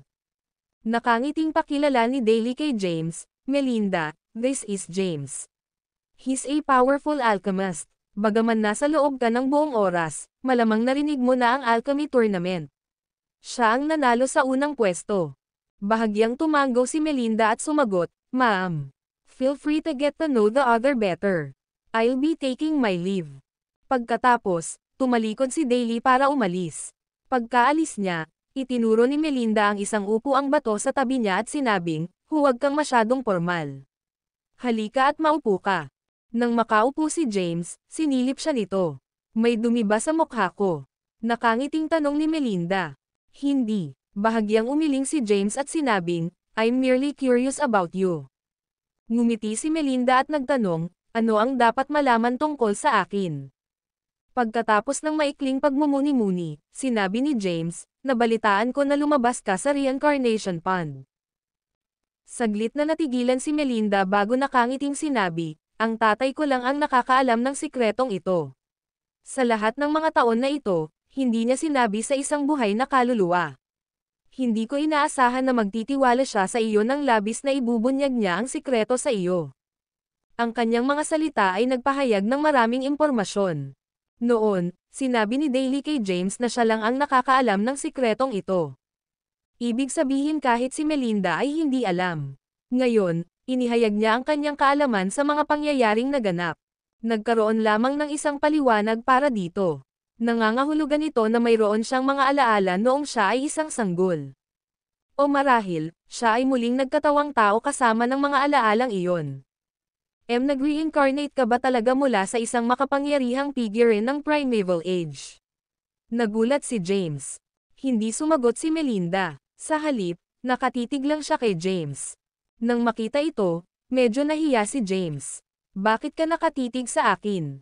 Bahagyang umiling si Melinda at sinabing, I eat nothing. I just never thought that I'd meet you so soon, and, oval book I never expected the current you to be so weak. It appears that I might came at wrong time. Napatulala si James. What do you mean by meeting me so soon? Nagkita na ba tayo dati? Anong ibig mong sabihin na mahina ako? Sunod-sunod na tanong ni James. Hindi siya sinagot ni Melinda at sa halip ay iniba niya ang usapan. Nagtanong, pwede ba akong tumugtog ng isang melody para sa iyo? Ang video na ito ay edited by Urban Storytelling. Kabanata 2910. Walang pakialam si Melinda kung handang makinig si James sa kanyang himig. Nang makaupo siya, inilagay niya ang kanyang mga payat na daliri sa alpa, dahan-daang pinuputol ang mga kwerdas ng alpa. Sa sandaling iyon, isang malambing na himig ang umalangaw-ngaw sa buong lugar. Si James ay isang hindi pinong brute na walang pagpapahalaga sa musika kahit ano paman. Ganun paman, masasabi niyang malambing ang himig. Mula sa tunog ng alpa, ramdam din niya ang kalungkutan at kalungkutan. Maya-maya, natapos na ang kanta. Huminto si Melinda at sinulyapan si James, tumahimik at sinabing, dahil wala ka ng pasok dito, umalis ka na. Inutusan niya si James na umalis. Sabi ni James, nabalitaan ko mula kay Lord Daly na nagustuhan ka ng young master ng overworld. Para sa kapakanan mo, malapit nang salakayin ng overworld ang Stardust Realm. Alam ba ng overworld ang tungkol sa nakaraan mo at na-reincarnated ka? Ngumiti si Melinda at sinabi, Ang tinaguriang Young Master of the Overworld ay interesado lamang sa maganda kong anyo. Kahit gaano pa ako kaganda ngayon, magiging tumpok ng mga buto ako sa paglipas ng panahon. Walang sino man ang immortal, at walang makakatakas sa kamatayan. Lahat ay mamamatay sa bandang huli, sandali lang. I see that you're looking on the bright side, sabi ni James na may mahinang ngiti. Please umalis ka na, itinuro ni Melinda sa di kalayuan. Walang planong umalis si James. Ang babaeng ito na nagngangalang Melinda ay punong-puno ng misteryo. Ang kanyang mga naunang salita ay nagpagulo sa kanya. Mukhang nakilala na siya ng babaeng ito noon at dito mismo para sa kanya. Gayunpaman, tumanggi siyang magbunyag ng anumang impormasyon. Dahil tumanggi si Melinda na ibunyag ang anuman, hindi na nagtanong pa si James. Tumayo siya at ikinuyom ang kanyang mga kamao, palm. Then, tumalikod na siya para umalis. Pagkaalis niya, tumayo si Melinda at pinagmasdan ang pag-urong na figure ni James. Bakas sa mukha niya ang pag-aalala. Kanina pa naghihintay si Daly sa labas ng courtyard. Nang makitang malapit nang lumabas si James, nagmamadali itong lumapit sa kanya at nakangiting nagtanong, "So, how did the conversation went?" Sinulyapan siya ni James at malamig na nagtanong, "What are you trying to imply?" Wala naman. Umiling si Daly at nag-abot ng token sa kanya, na nagsasabing, ito ang token na ibinigay ng Elixir Pavilion. Iisa lang ang nasa buong Stardust Realm. Gamit ang token, maaari ka nang pumasok sa Holy Realm, ang pinakamalaking mundo ng Boundless Realm, at lumahok sa Discipleship Examination ng Elixir Pavilion. Tinanggap ni James ang token at pinagmasdan ito. Ang token ay dilaw, at ang salitang elixir, ay inukit sa isang gilid ng token. Sa kabilang side, may picture ng isang bulaklak. Naramdamang mabigat ang token sa kanyang pag-aari. Inimbak niya ang token. Dahil may 3 N, ovalbook na 1,000 taon pa bago ang pagsusulit sa pagkadisipulo, nagkaroon siya ng sapat na oras. Ngayon, ang tanging inaalala niya ay si Thea. Pumunta siya dito sa tabi niya, ngunit nawala siya ng walang bakas. Umalis siya sa City Lord's Mansion at bumalik sa kanyang tirahan. Sa sandaling siya ay tumuntong sa looban, isang malamyos na boses ang sumalubong sa kanya, "Guro, bumalik ka na." Tumingin si James kay Yevproxia at bahagyang tumango, "Ma'am." Hindi na siya nagsalita pa at dirdiretsong bumalik sa kwarto niya. Pagkatapos bumalik sa kanyang silid, nagsimula siyang magtanong sa Spirit Tool sa loob ng Celestial Abode. Ang video na ito ay edited by Urban Storytelling. Kabanata 2911. Spirit Tool, sa tingin mo nasaan si Thea ngayon? Ang Spirit Tool ay nagsabi, mahirap sabihin. Ang ilog ng panahon ay nakakatakot. Ito ay konektado sa nakaraan, kasalukuyan, at hinaharap. Sa normal na mga pangyayari, walang sino man ang maaaring dumaan sa ilog ng panahon. Gayunpaman, dahil ang karunungan ay walang alam na mga hangganan, ang mga tao ay nakapag-imbento ng maraming mga kayamanan na sumasalungat sa makalangit na landas, kaya, maaaring mangyari ang mga aksidente sa proseso ng transportasyon. Ang aking teorya ay hindi gaanong alam ni Xandros ang tungkol sa time capsule, at sa gayon ay hindi niya makontrol ang oras ng tumpak. Nagdulot ito ng paghihiwalay mo kay Thea. Maaaring dumating siya sa Boundless Realm sa ibang oras. Natahimik si James nang marinig iyon. Pagkaraan ng ilang oras, nagtanong siya, kung dumating si Thea sa isang oras na mas maaga ng 10,000 taon kaysa sa akin, ibig sabihin magkikita tayo pagkatapos niyang gumugol ng 10,000 taon sa Boundless Realm. Sinabi ng Spirit Tool, sa teorya, oo. Gayunpaman, ang lahat ay kamag-anak. Ikaw at siya ay naglakbay sa oras sa parehong oras. Kung siya ay dumating sa lugar na ito ng 10,000 taon na mas maaga kaysa sa iyo, siya ay dapat nakasalukuyang 10,000 taon na ang nakaraan. 10,000 taon na ang nakalipas, kahit na siya ay darating sa iyong panahon, ikaw ay nasa isang pagkakataon na 10,000 taon sa hinaharap. Wait, hindi tama yan. James rebuffed him, ngayon lang ako nagpakita sa Boundless Realm. After waiting here for 10,000 years, dapat kasabay ko na si Thea. Natural, makikilala niya ako dito. Nilito ng teorya ni James ang Spirit Tool. Hindi ko alam ang tungkol dito. Hindi ko gaanong naiintindihan ang paglipas ng panahon, at hindi rin ako naglakbay sa time capsule. Gayunpaman, ang sinabi mo ay dapat theoretically posible.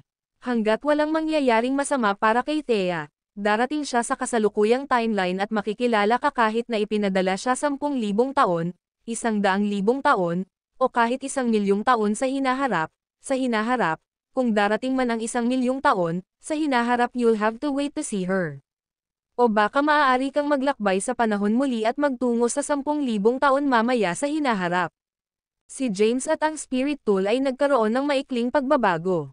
Pagkatapos ng ilang oras na pag-uusap, si James ay nagsimulang maguluhan, novel drama.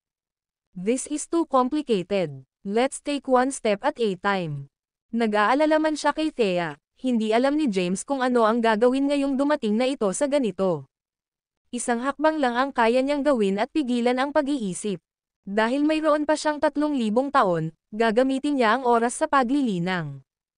Ang walang hanggan na kaharian ay walang hangganan, at sa mahiwagang mundong ito, sagana ang probidensya at mga pagkakataon. Ang kasalukuyang lakas ni James ay masyadong mahina, kailangan pa niyang tumawid sa divine rank. Sa Earth, siya ay itinuturing na isa sa pinakamalakas. Gayunpaman, sa buong universo, siya ay hindi gaanong mahalaga. Kaya, sasamantalahin niya ang pagkakataon at maglilinang ng mabuti. Nagplano siyang magtungo sa Holy Realm, ang pinakamalaking mundo sa Boundless Realm. Dahil napakalaki at maluwang na ng Stardust Realm, gusto niyang makita kung ano ang hitsura ng Holy Realm. Gayunpaman, bago siya umalis, kailangan niyang magpaalam kay Daily. Pagkaalis ng mansyon, bumalik siya sa City Lord's Mansion N, Oval Book at hinanap si Daily. Hoy! Bakit bumalik ka na naman dito, James? May problema ba? Halika, maupo ka. Sa pagdating ni James ay magalang na binati siya ni Daily. Umupo si James. Lumabas ang ilang katulong na may dalang mga plato ng dekalidad na celestial berries at inilagay ang mga ito sa mesa. Hindi nagpapigil si James. Kumuha lang siya ng isang plato ng celestial berries at nilunok ng buo. Sabay sabi niya, I'm planning to head to the Holy Realm. Ma'am. Tumanggo si Daily at sinabing, well, 3,000 taon na lang ang natitira sa iyo, kung tutuusin. Buti na lang magsimula ka agad. James, ipinapaubaya ko sa iyo ang Stardust Realm.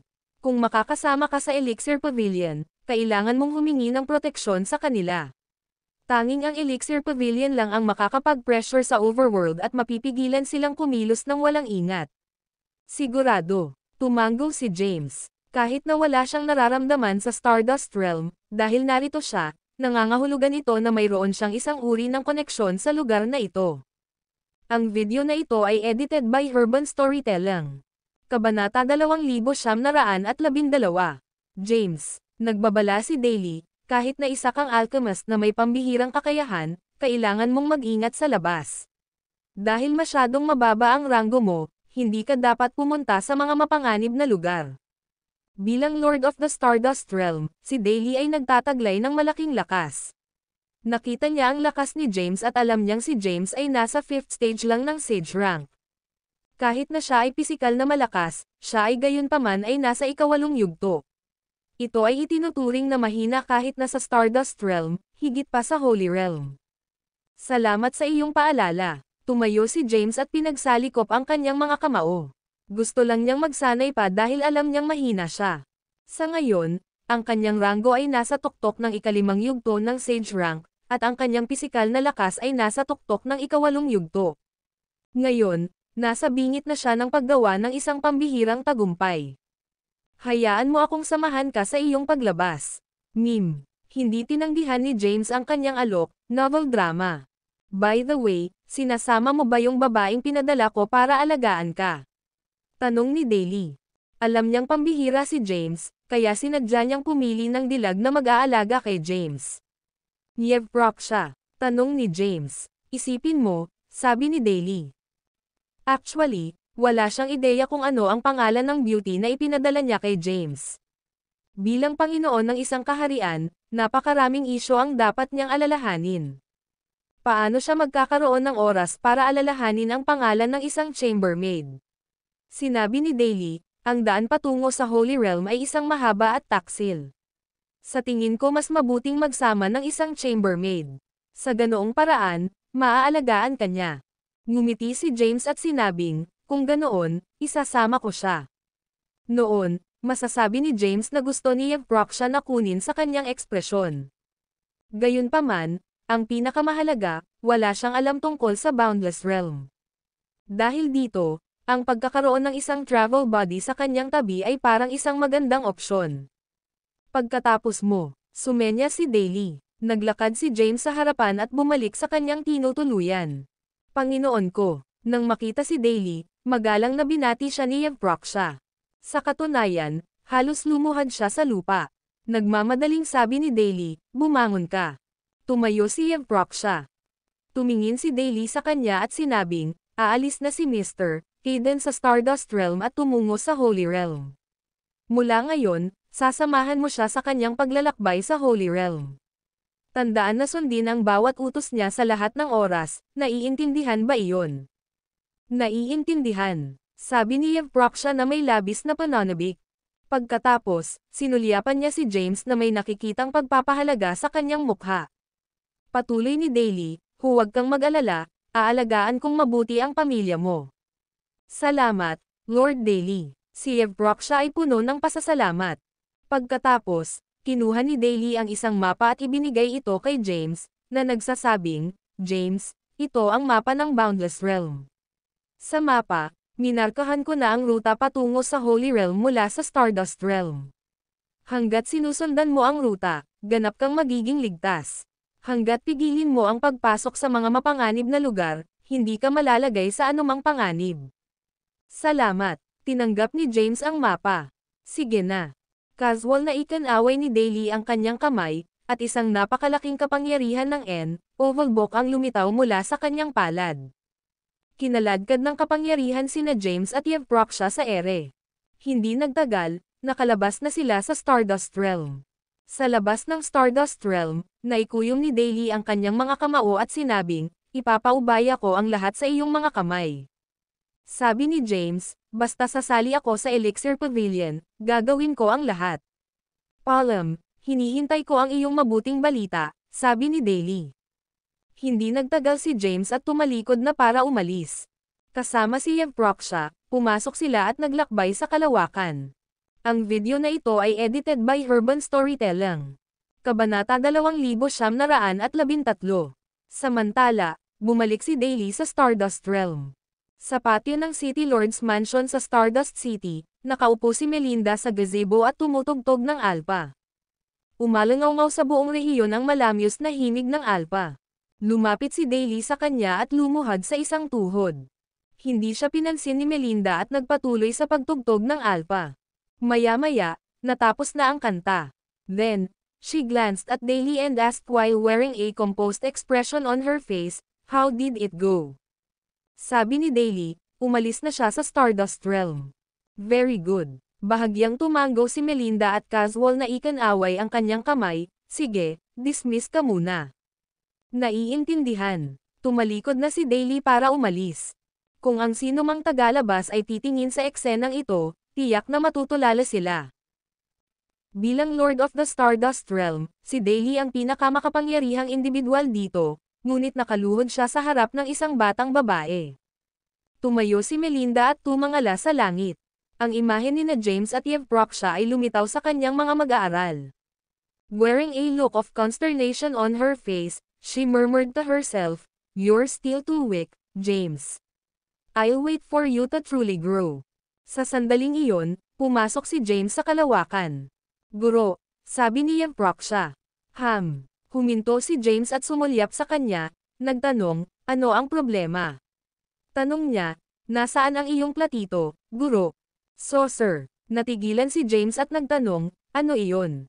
Natigilan sandali si Yevproksha. Pagkaraan ng ilang segundo, nagtanong siya, pinaplano mo bang lumipad sa Holy Realm ng walang saucer? Bakit? May mali ba? Nagtatakang tanong ni James. Nawalan ng masabi si Yevproksha. Mahaba ang paglalakbay patungo sa Holy Realm. Sa kasalukuyang lakas ni James, hindi niya maabot ang kanyang destinasyon kahit sa 1,000,000 taon. Tumingin si Yevproksha kay James at seryosong nagtanong, Guro, hindi mo ba talaga alam ang tungkol dito o ginugulo mo lang ako? Naisip ito ni James at naniwala siya na malamang na hindi niya alam kung paano gumagana ang mga bagay dito. Yevpraksha, huwag mag-atubiling sabihin ang iyong isip. Sinabi ni Yevpraksha, malayo ang paglalakbay patungo sa Holy Realm. Kailangan nating maglakbay sa malalawak na espasyo. Sa ating lakas, hindi natin maaabot ang Holy Realm kahit sa 1,000,000 taon. Natigilan si James. Ipinagpatuloy ni Yevpraksha, ang isang saucer ay mahalaga upang maglakbay sa kalawakan. Hindi lamang iyon, ngunit ito ay dapat na isang platito na nilagyan ng kakayahang lumokso sa oras at espasyo. Tanong ni James, mayroon ka bang saucer kung gayon? She shook her head and said, how could I? Isa lang akong hamak na tao. At saka, wala akong karapatang angkinan ito, no, Belibok, bakit hindi tayo bumalik at humingi ng isa kay Lord Daly? Novel drama. Pinag-isipan ito ni James at sinabing, wag na. Huwag na tayong tumalikod, at sa halip ay mag-isip tayo ng paraan. Dahil may natitira pang 3,000 taon si James, nagkaroon siya ng sapat na oras. Dahil wala siyang saucer, kikita lang siya ng pera para makabili nito. Itinuturing din itong paraan ng pagsasanay. Inilabas niya ang kanyang mapa at sinubukang basahin ito. Gayunpaman, hindi nakilala ang anuman sa mapa. Ibinigay niya ito kay Yevpraksha at nagtanong, gaano pa ba tayo makakarating sa susunod na mundo? Hawak ang mapa sa kanyang kamay, sinabi ni Yevpraksha, ang pinakamalapit na mundo sa Stardust Realm ay ang Heavenly River Realm. Sa ating lakas, makakarating tayo doon sa loob ng 3 buwan. Ma'am, tumanggo si James at sinabing, kung ganoon, pupunta muna tayo sa Heavenly River Realm at gagawa ng paraan para makakuha ng saucer. Ang video na ito ay edited by Urban Storytelling. Kabanata 2,914. Hindi pa nakaranas si James ng intergalactic na paglalakbay. Noong naglakbay siya sa Demon Realm mula sa Earth, si Yara Kazinmor ang nagbukas ng illusory passageway. Dahil dito, wala siyang ideya na kailangan niya ng saucer para maglakbay sa kalawakan. Ngayong alam na niya ang tungkol dito, nagplano siyang kumuha ng saucer para sa kanyang sarili. Bagamat maaari lamang siyang bumalik sa Stardust Realm at humingi ng isa kay Daly, nagpasya siyang hindi ito. Siya ay may sapat na oras at nais na samantalahin ang pagkakataong magsanay. Ang paghahanap ng mga paraan upang makakuha ng saucer ay itinuturing na isang paraan ng pagsasanay. Matapos marinig na ang Heavenly River Realm ay ang pinakamalapit na mundo sa Stardust Realm, binalak ni James na magtungo doon. Nagsimula siyang lumipad ng buong bilis sa kalawakan kasama ang Yevpraksha. Kahit na mababa ang kanyang ranggo, ang kanyang bilis ay mabilis. Dahil dito, lalo siyang nainas sa mabagal na bilis ni Yevpraksha. Pagkaraan ng ilang oras, ginamit na lang niya ang Sage Energy para itulak si Yevpraksha pasulong.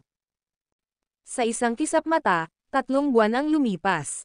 Pagkalipas ng 3 buwan, isang malaking mundo ang lumitaw sa harapan ni James. Itinuro ni Yevpraksha ang mundong nasa harapan nila at sinabing, iyan ang Heavenly River Realm, ang pinakamalapit na mundo sa Stardust Realm. Ang kabuoang lakas nito ay katulad ng Stardust Realm. Ma'am, alis na tayo. Tumanggo si James. Pagkatapos, nagsimula siyang lumipad ng diretso. Sa pagpasok sa Heavenly River Realm, ang mga bundok at ilog ng mundo ay lumitaw sa pananaw ni James at Yevpraksha. Lumapag ang dalawa sa gitna ng bulubundukin. Nasaan tayo? Inilibot ni James ang paligid at nagtanong. Umiling si Yevpraksha. Hindi pa siya nakapunta sa Heavenly River Realm, kaya wala siyang alam tungkol dito. Casual na kinumpirma ni James ang kanyang direksyon at itinuro ng diretso, na nagsasabing, dahil wala tayong ideya kung nasaan tayo, tumungo tayo sa direksyon na iyon. Dapat tayong maghanap ng lungsod sa ngayon at magpahinga bago mag-isip ng mga paraan upang makakuha ng saucer. Naiintindihan. Dahil si Yevpraksha ay lingkod ni James, wala siyang karapatang ipahayag ang kanyang mga iniisip.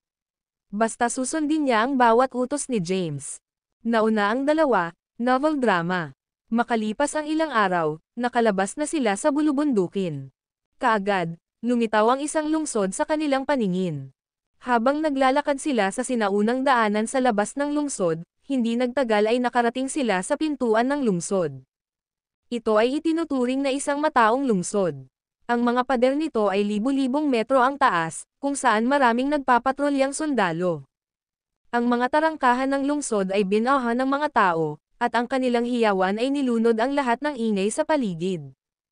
Tumingin si James sa mga pintuan ng lungsod, kung saan nakaukit ang ilang salita, mga lihim sa langit. Mula nang malaman ni James ang Elysian inscription, nakikilala niya ang anumang mga karakter na naruroon. Kaya, masasabi niya na ang mga salitang mga lihim sa langit, ay nakaukit sa mga pintuan ng lungsod. Sabi niya, dapat medyo malaki ang Heavenly Secret City. Sa tingin ko dapat may mga saucer sa loob. Tumanggaw si Yevproksha at sinabing, ang mga saucer ay karaniwan sa Boundless Realm. Kahit na ang pinakamahina mundo ay nakabisado na ang teknolohikal na kaalaman sa paggawa ng mga saucer. Kasama ang ilang alchemist, madaling magawa ang mga saucer. Gayunpaman, hindi sila mura. Kahit na ang isang makapangyarihang tao sa divine rank ay makakabili lamang ng isang saucer kasama ang kanyang buong ipon sa buhay. Nang marinig ito, natigilan si James habang nagtanong, seryoso. Alam ni James kung gaano kalakas ang mga cultivator ng divine rank. Sa ilalim ng normal na mga pangyayari, ang isang tao ay nangangailangan ng mahabang panahon upang tumawid sa divine rank. Sa mahabang panahon na ito, hindi ka panipaniwala ang naipong yaman ng mga individual na ito. Ngayon, narito si Yevproksha na nagsasabi na kahit isang divine rank cultivator ay kailangang gugulin ang kanyang mga ipon sa buhay upang makakuha ng saucer. Nakangiting sabi ni Yevproksha, ganyan yata. Ngunit dahil mayroon kang kahit isang emperor rank alchemy furnace, tiyak na napakayaman mo. Para sa kanya, si James ay isang inapo ng ilang mahiwaga at makapangyarihang puwersa. Kaya, dapat siya ay load. Nang marinig ito, namula si James. Mayaman. Ang video na ito ay edited by Urban Storytelling. Kabanata 2915. Tiyak na hindi itinuring ni James ang kanyang sarili na mayaman. Bagamat marami siyang hindi mabibaylang kayamanan sa kanyang pag-aari, wala siyang iba maliban sa mga ito. Pumasok muna tayo sa loob. Humakbang pasulong si James. Sa pagpasok sa lungsod, sinabi ni Yevproksha, Guro, bakit hindi natin tingnan ang mga saucers? Sabi ni James, stop calling me that, just address me as Mr. Kayden from now on. Naiintindihan, Mr. Kayden, matamis na sabi ni Yevproksha, novel drama. Mr. Kayden, tingnan natin ang saucers. Nang marinig ito, nagpa siya si James na tumingin sa paligid para sa saucers para magkaroon siya ng magaspang na ideya kung paano ibinenta ang saucers sa Heavenly River Realm. Matapos maglakad-lakad sa kalye saglit, napadpad sila sa isang tindahan ng saucer. Pagpasok sa tindahan, nakita nila ang dalawang hanay ng mga napakagandang babae sa may pintuan. Welcome sa Heavenly River Saucer Emporium. Sabay-sabay na umalangaw-ngaw ang kanilang mga boses. Sumunod, isang mapang-akit na babae ang lumakad papunta sa kanila at bahagyang yumuko, inilantad ang kanyang busty na dibdib habang magalang na binati sila, Sir, please follow me. Sumenyas ang babae. Pumasok si James sa shop, the store was huge. Kahit na ang unang palapag ay hindi bababa sa 10,000 metro kwadrado. Sa loob ng shop, lahat ng uri ng saucers ay nakadisplay. Casual na lumakad si James patungo sa isang saucer. Ang saucer ay puti at muling binuo ang isang bahay. Ang sarap mo, sir. Agad na ipinakilala ng babae ang saucer. Ang saucer na ito ay isang celestial tool sa 3rd grade at espesyal na ginawa ng isang top-notch refiner ng Heavenly River Realm. Ito ay halos naging isang divine tool. Bukod dito, ang presyo ay medyo makatwiran. Tanging 380 bilyong upper tier na sage stones. Nilinga ni James ang tindero at nagtanong, maaari ko bang gamitin ang saucer na ito para sa intergalactic na paglalakbay? Gaano katagal ang kailangan kong maglakbay sa Holy Realm? Ang banal na kaharian, mga 10,000 taon, sa palagay ko. Ganon katagal. Natigilan si James. 3,000 taon na lang ang natitira niya. Sa 3,000 taon, kailangan niyang marating ang banal na kaharian. Mayroon bang saucer na nagpapahintulot sa akin na maabot ang banal na kaharian sa daan-daang taon? Tanong ni James. Nang marinig ito, nabuhayan ng loob ang tindero. Alam niya na load customer si James. Sir, Kailangan mo ng saucer sa divine rank or above para maabot ang Holy Realm sa loob ng ilang daang taon. Ang mga saucers sa Velibok Foyer sa unang palapag ay mga celestial tools. Pakisundo ako sa ikalawang palapag. Sumenyas siya. Sinundan siya ni James sa ikalawang palapag. Marami ring mga saucer sa ikalawang palapag. Kahit nakakaiba ang kanilang mga hugis, kumikinang sila. Sa isang sulyap, alam agad ni James na sila ay magandang bagay. Dinala ng salesperson si James sa isang golden saucer at sinabing, ito ay isang upper-tier divine tool na may presyong 800 bilyong sage stones. Kailangan mo lang ng 300 taon para maglakbay sa Holy Realm gamit ang saucer na ito. Bukod dito, ang saucer na ito ay may napakababang antas ng pagkonsumo. Kailangan lang nito ng enerhiya na humigit kumulang 10 bilyong sage stones para makarating sa iyong destinasyon. Nang marinig ang presyo, halos mapa-atras si James. Mayroon siyang tiyak na pag-unawa sa pera sa mundo ng paglilinang. Noong muling nagising ang espiritual na enerhiya ng lupa, ang mga espiritual na kristal ang naging pera. Sa itaas ay ang sage stones, na sinundan ng holy stones. Sa anumang kaso, wala siyang anumang mga kristal o mga bato sa kanya sa sandaling ito. Kailangan niyang mag-isip ng paraan upang makakuha ng mga banal na bato.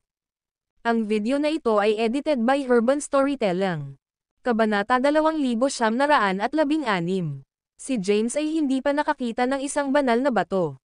Gayunpaman, halos nahulaan niya na ito ay isang pera na ginagamit lamang ng mga cultivator ng divine rank. Ang isang ordinaryong divine rank saucer ay may presyong 800 bilyong holy stones. Ito ay simpleng nakakatakot. Walang paraan si James na makakalap ng 800 bilyong banal na bato sa maikling panahon. Sir, we can offer you a discount if you buy this saucer. Tumingin ang tindero kay James nang may pag-asa, sabik na isara ang deal dahil malaki ang komisyon na matatanggap niya. Tingnan natin. Hindi gumawa ng anumang desisyon si James at tumalikod na umalis kasama si Yevpraksha. Hinabol siya ng tindero at sinabing, Sir, kami lang po ang nag-iisang tindahan ng saucer sa buong Heavenly Secret City. Bakit hindi mo iwan ang iyong numero? Si James, gayunpaman, ay hindi pinansin. Pagkaalis ng shop, si Yevpraksha ay tumingin sa kanya, nagtataka, at nagtanong, bakit tayo aalis bigla, Mr. Caden? Ngumiti si James ng alanganin at sinabing, sa totoo lang, wala akong kahit isang banal na bato sa akin. Sa katunayan, wala akong kahit anong sage stone o espiritual na kristal. Ano? Ibinuka ni Yevpraksha ang kanyang bibig na nakanganga. Pinagmasdan ni James ang kanyang paligid, nag-iisip ng paraan para makakuha ng malaking halaga ng mga banal na bato. Pagkatapos, naalala niya ang elixir na inihanda niya dati, ang elixir of reversal. Kahit na ang elixir ay ginawa gamit ang mga ordinaryong halamang gamot, gumamit siya ng Emperor rank alchemy furnace, kaya ang elixir ay nasa divine rank. Nag-isip siya kung dapat ba siyang maghanap ng lugar at magtanong kung magkano ang halaga ng kanyang divine rank elixir. Pagkatapos, papasok siya sa celestial abode at mas produce ang mga ito para ibenta. Makakakuha si James ng malaking bilang ng mga banal na bato sa maikling panahon sa ganoong paraan. Yevpraksha, tawag ni James sa kanya. Tumanggo siya at nagtanong, anong order mo, Mr. Caden? Tanong ni James, may lugar ba kung saan ako makakapagbenta ng elixir? Natigilan sandali si Yevpraksha bago sinabing, naaalala ko na ang Elixir Pavilion ay nagtatag ng mga batikan ng elixir sa bawat mundo ng Boundless Realm. Hindi lang sila nagbebenta ng mga elixir, ngunit binibili rin nila ito. Halina't maghanap sa paligid at tingnan kung mayroong elixir pharmacy sa Heavenly Secret City. Bawat mundo sa Boundless Realm. Natigilan si James. Kahit na hindi niya alam kung gaano kalaki ang Boundless Realm, alam niyang mayroon itong hindi mabilang na mundo, novel drama. Gayunpaman, ang Elixir Pavilion ay mayroong elixir pharmacy sa bawat mundo. Gaya ng inaasahan sa isa sa mga pinaka-nakakatakot na puwersa ng Boundless Realm, pinalawak nila ang kanilang negosyo sa lahat ng sulok ng kaharian. Itinama siya ni Yevpraksha, karaniwan, ang mga maliliit na mundo tulad ng Heavenly River Realm at ang Stardust Realm ay magkakaroon lamang ng mga elixir na parmasya sa Velibok Core City. Sa kabilang banda, Ang mas malalaking mundo ay magkakaroon ng isa sa bawat lungsod. Kahanga-hanga, puri ni James. Nakakatakot na ang isang sekta ay magkakaroon ng napakalaking impluwensya. Pagkatapos, nagsimulang maglakad-lakad ang dalawa sa mga lansangan para maghanap ng batika ng elixir. Hindi nagtagal, nakarating sila sa sentro ng lungsod, kung saan mayroong isang gusali na 100 palapag ang taas. Pagdating sa pintuan ng gusali, inangat nina James at Yevproksha ang kanilang mga ulo at tumingin sa plaque sa pintuan, kung saan nakaukit ang mga salitang Elixir Pavilion. Nang makita ito, nagtanong si James, ito ba ay isang parmasya ng Elixir Pavilion? Tumanggaw si Yevproksha at sinabing, walang sino man ang maglalakas loob na gumamit ng pangalan ng Elixir Pavilion para ibenta ang kanilang mga paninda.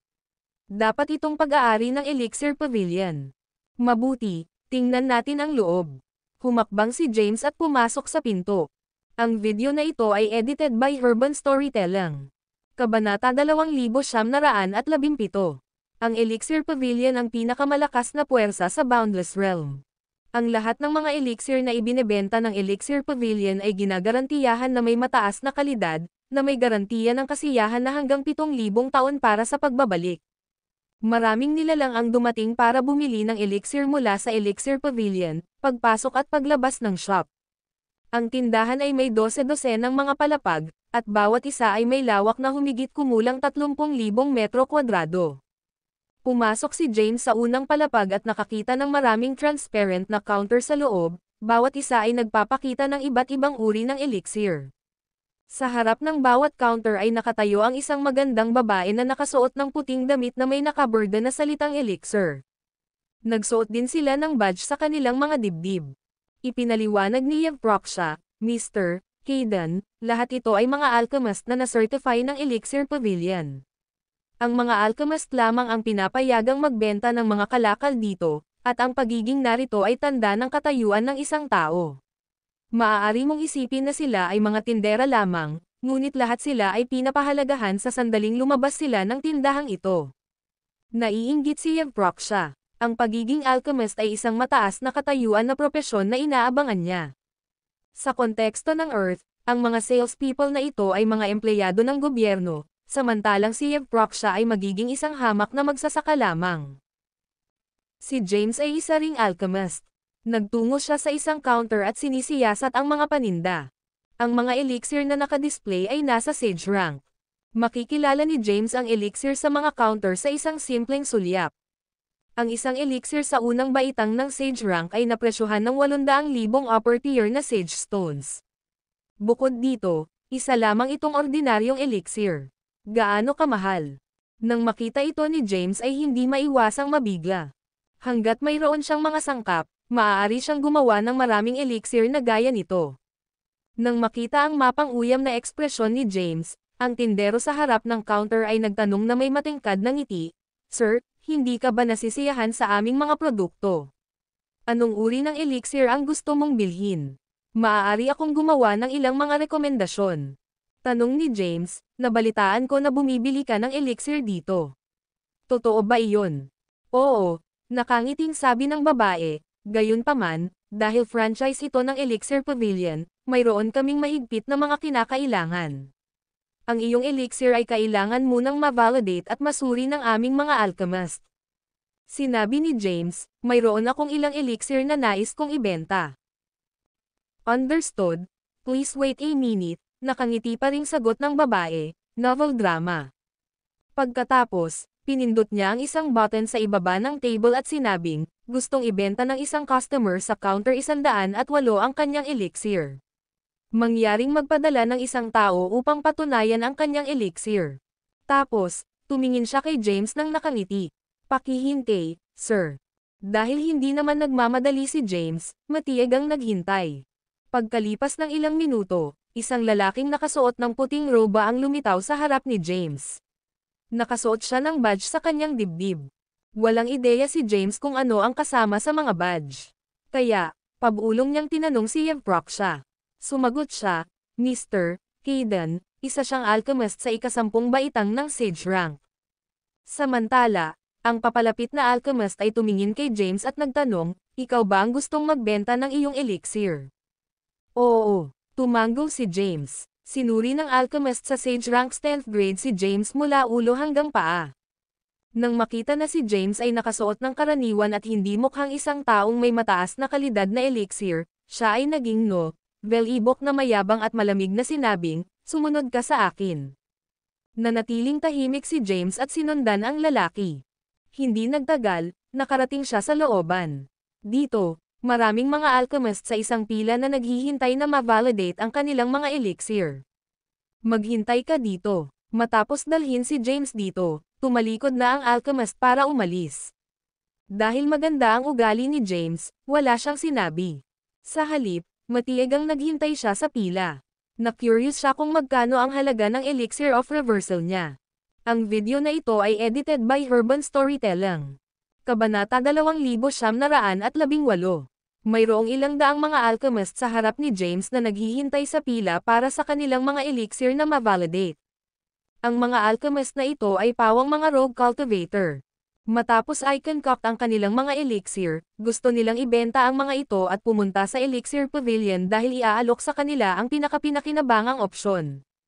Sa mga Pildores ng parehong grado, ang Elixir Pavilion ay nag-alok ng pinakamababang presyo. Matagal ang validation. Lumipas man ang isang araw, hindi pa ito ang turn ni James. "We'll end here today, come back tomorrow morning." Nang makitang malapit nang dumating si James, bumalik ang batang alchemist noon. Pagtingin niya sa pila, nag-iwan siya ng komento at tumalikod na para umalis. Nang marinig ito, hindi nasisiyahan si James. Isang buong araw siyang naghintay. Ngayon, ang alchemist ay nagsasabi sa kanya na pumunta muli bukas. "Hold it right there," tawag niya sa alchemist. Lumingon ang alchemist at sinulyapan si James. Habang sumilay ang isang mahinang ngiti sa kanyang mukha, lumakad siya palapit sa kanya at nakangiting nagtanong, "Ano ang sinabi mo ngayon lang? Hinihingi mo ba akong hawakan ito doon?" "Oo," malamig na sabi ni James, "I have waited for a whole day. Now that it's almost my turn, you're asking me to return." "Oo," mayabang na sabi ng lalaki, "may dumating na hindi inaasahang bagay para sa aming appraiser, at kailangan niyang umalis ng biglaan." Sa sandaling iyon, lumabas ang isang binata sa appraisal room. Tumingin siya sa paligid ng 25 taong gulang. Nakasuot siya ng gintong robe, kung saan nakaukit ang salitang elixir. May suot din siyang badge sa kanyang dibdib. Ano ang lahat ng kaguluhan? May bakas ng displeasure sa medyo gwapo niyang mukha. Nilapitan siya ng batang alchemist at magalang na binati, "Ang pinakakagalang-galang na Master Songkla. Sinabi sa akin ng lalaking ito na isang buong araw siyang naghihintay at hiniling na suriin mo kaagad ang kanyang elixir." Sumulyap si Songkla kay James at mayabang na sinabi, "The session is over today. Come again tomorrow morning." Sa sandaling iyon, bumulong si Yevprok siya sa tainga ni James, "Mr. Caden, isa siyang alchemist sa 20th grade ng Sage Rank." Nang marinig iyon, tumawa si James. "Ang isang alchemist sa 20th grade ng Sage Rank ay hindi qualified na tasahin ang aking elixir. Mayroon ka bang ibang appraiser dito?" Malamig na sabi ni James. Ang kanyang mga salita ay nagpagalit kay Songkla. Gayunpaman, bago pa maibuka ni Songkla ang kanyang bibig para sumagot, ang batang alchemist ay naglakad patungo kay James at kinawayan siya, "Sino ka sa tingin mo? Hamak na nilalang. Ano ang ibig mong sabihin na wala siyang karapatang tasahin ang iyong elixir? Kilala mo ba kung sino si Master Songkla? Siya ay isang tunay na disipulo ng Elixir Pavilion. Si James ay isang kababalaghan mula sa Earth na nakatagpo kahit Grand Emperors." Ngayon na walang sino man ang sumasaway sa kanya, siya ay nagalit. Itinaas niya ang kanyang braso, at malakas na puwersa ang lumitaw sa kanyang palad. Agad na pinalipad ang batang alchemist at bumagsak ng malakas sa dingding ng appraisal room. Gayunpaman, dahil matibay ang mga pader, hindi sila nawasak. Maraming alchemist ang nakapila sa likod ni James na naghihintay ng kanilang mga elixir na masuri. Nang makitang si James ay gumawa ng karahasan, lahat sila ay may pag-asa sa kanilang mga mukha. Ito ang Elixir Pavilion. Siya ay dapat magkaroon ng kamatayan na nais na gumamit ng karahasan dito. Sa sandaling gumamit si James ng karahasan, sinugod siya ng ilang daang gwardya at pinalibutan siya ng velibok. Dumilim ang mukha ni Songkla habang malamig na sinabi, kunin mo siya. Sino ang nang-ahas? Umungol si James, at ang Crepe Myrtle Divine Sword ay lumitaw sa kanyang kamay. Habang tumatagos sa hangin ang aura ng isang armas ng Grand Emperor rank, natigilan ang mga gwardya. Bilang mga ordinaryong gwardya, hindi pa sila nakakita ng Imperial Weapon dati. Dahil masyadong nakakatakot ang aura ng Imperial Weapon, walang nang-ahas na kumilos ng pabigla-bigla. Maging si Songkla ay natulala, novel drama. Bilang alagad ng Elixir Pavilion, medyo may kaalaman siya. Kahit na wala siyang ideya kung anong sandata ang nasa kamay ni James, naramdaman niya na ang Purple Sword ay naglalabas ng nakakatakot na kapangyarihan. Anong rank itong sandata? Ang video na ito ay edited by Herban Storytelling. Kabanata 2919. Nakakatakot na pressure. Harap laban sa sandata na ito, pakiramdam ko ay kaharap ko ang isang makapangyarihang individual. Ito ay masyadong nakakatakot. Ang mga alchemist sa pila ay paatras na paatras. Hawak ang Divine Sword sa kanyang kamay, iniskan ni James ang kanyang paligid. Nanlilisik kay Songkla, ngumisi siya at sinabing, pumunta ako dito dahil sa prestihiyo ng Elixir Pavilion. Kung alam ko, hindi ako pupunta dito. Sino dyan nagkakagulo? Isang malamig na boses ang dumating. My lady. Nang makita ang nagsalita, nagmamadaling naglakad si Songkla palapit sa kanya. Nawala ang mayabang na ekspresyon sa mukha nito nang magalang na bati nito. Lumingon si James at nakitang isa itong binibini na nasa edad 20 taong gulang. Nakasuot ng maraming kulay na damit, maganda ang kanyang hitsura, at siya ay may balingkingitang figure. May kumikislap ding badge sa kanyang dibdib. Nang makita ito, bumulong si Yevprok siya, mag-ingat ka, Mr. Hayden. Isa siyang divine rank alchemist. Alam ni James na dapat ay siya ang manager ng Elixir Pharmacy na ito. Sumulyap siya sa kanya at malamig na nagtanong, sino ang tumatawag ng mga shot dito? Samantala, ang tingin ng babae ay nakatuon sa Divine Sword na nasa kamay ni James. Natigilan siya nang makita ang espada. Isang Imperial Weapon. Si Yoina Daniela ay nagmula sa Holy Realm. Pumunta siya dito sa Heavenly River Realm para sa mga layunin ng pagsasanay at pansamantalang pinamahalaan ang Elixir Pharmacy dito sa kanyang pagdating. Ang isang Imperial Weapon ay bihira, kaya kahit na ang isang Grand Emperor ay maaaring wala kahit isa sa kanyang pag-aari, novel drama. Upang lumikha ng Imperial Weapon, ang mga materyales na kailangan ay napakabihirang. Dahil dito, kahit na ang mga Grand Emperor ay hindi sila madaling mahanap. Bukod dito, ang Imperial Weapon na ito ay nasa kamay ng isang binata. Inalis ni James ang Divine Sword.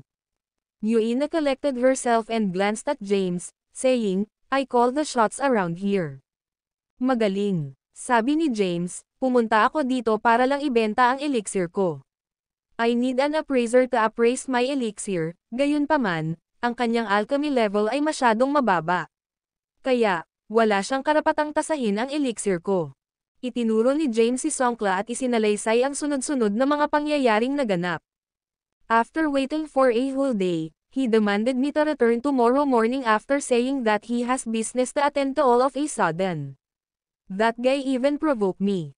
Surely I have all the right to teach him a lesson. Itinuro ni James ang isa pang alchemist. Sumulyap si Yoina kay Songkla at malamig na sinabi, sumulat ako ng ulat sa pagmumuni-muni sa sarili. Then, she looked at James and apologized, I'm truly sorry. I never expected this to happen in my shop. Since you wish to have your Belibok elixir appraised, would you like me to do the appraisal? Parang mas ganyan. Ngumiti ng mahina si James. Hindi rin niya gustong maghanap ng gulo. Gayunpaman, ito lang ang tanging paraan para maakit ang tumatawag. Sumunod ka sa akin. Sumenya si Yoina. Pagkatapos, dinala niya si James sa isang opisina sa pinakamataas na palapag. Binabantayan ang pinto ng opisina. Pumasok si Yoina sa opisina, at sumunod naman si James. Dahil alam ni Yevprok siya na isang maimpluwensyang figure si Yoina, kinuha niya ang pahiwatig at pinigilan din na pumasok sa opisina. Sa halip, matiyagang naghintay siya sa labas. Ang video na ito ay edited by Herban Storytelling. Kabanata 2920. Napakalaki ng opisina ni Yoina, at ang mga dekorasyon sa loob ay sinaunang. Umupo siya at iminuwestra ang kalapit na upuan, senyales na umupo na rin si James. Umupo si James. Si Yuina naman ay pinagmasdan si James mula ulo hanggang paa. Maraming Grand Emperors sa Boundless Realm. Gayunpaman, kakaunti lamang ang Imperial weapons doon. Sa sandaling iyon, pinag-isipan niya kung aling Imperial weapon ang Purple Sword. Gayunpaman, kahit gaano niya pag-isipan, hindi niya maisip kung kanino ang Grand Emperor kabilang ang Imperial weapon ni James. Gayunpaman, alam niyang hindi ordinaryong tao si James. Anong pangalan mo? Mukhang hindi ka taga dito. Nakangiting tanong ni Yuina. Ang kanyang ngiti ay kaakit-akit, na may mababaw na dimples sa mga sulok ng kanyang bibig.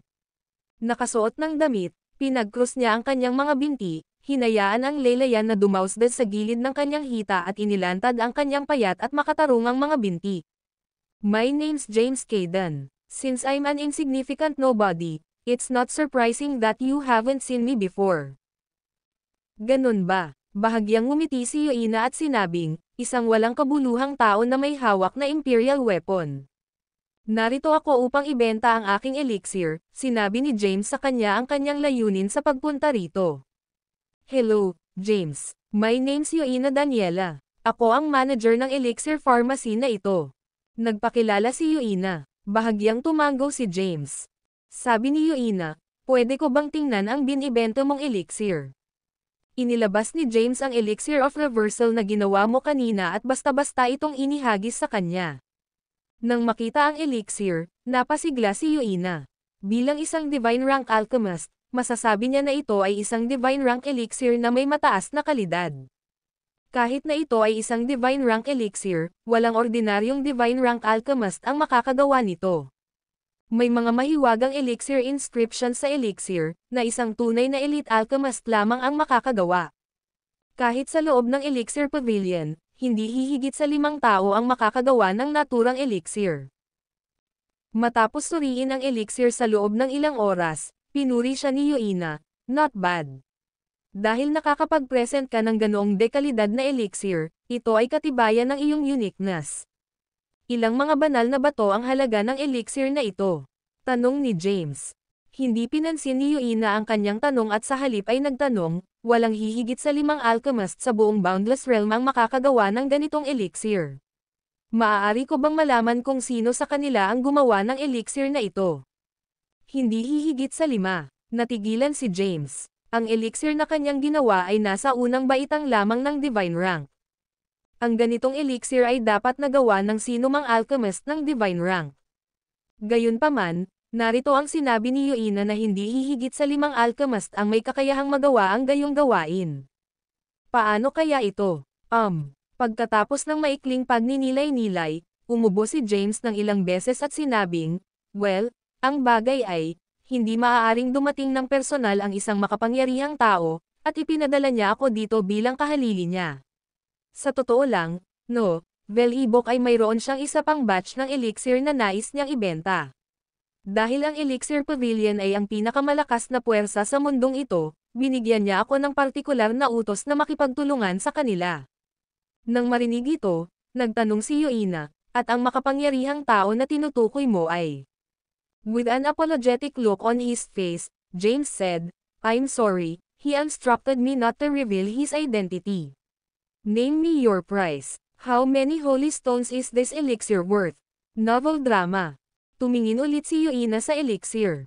Kahit na isa siyang divine rank alchemist, hindi niya maisip kung anong elixir ito. Masasabi lang niya ang kalidad ng elixir. Tinanong niya, paumanhin, hindi ko masabi kung anong elixir ito. Maaari ko bang malaman ang pangalan ng elixir na ito at ang mga epekto nito? Sinabi ni James, ito ang elixir of reversal, isang elixir na may kakayahang pataasin ang lakas ng isang tao sa maikling panahon. Sa pagkonsumo, walang mga side effect. Ang tanging downside ay ang lakas ng isang tao. Maaari lamang tumaas ng dahan-dahan. Sa pagkonsumo, maaaring mapataas ng isa ang kanyang lakas ng 9 na beses sa buong labanan.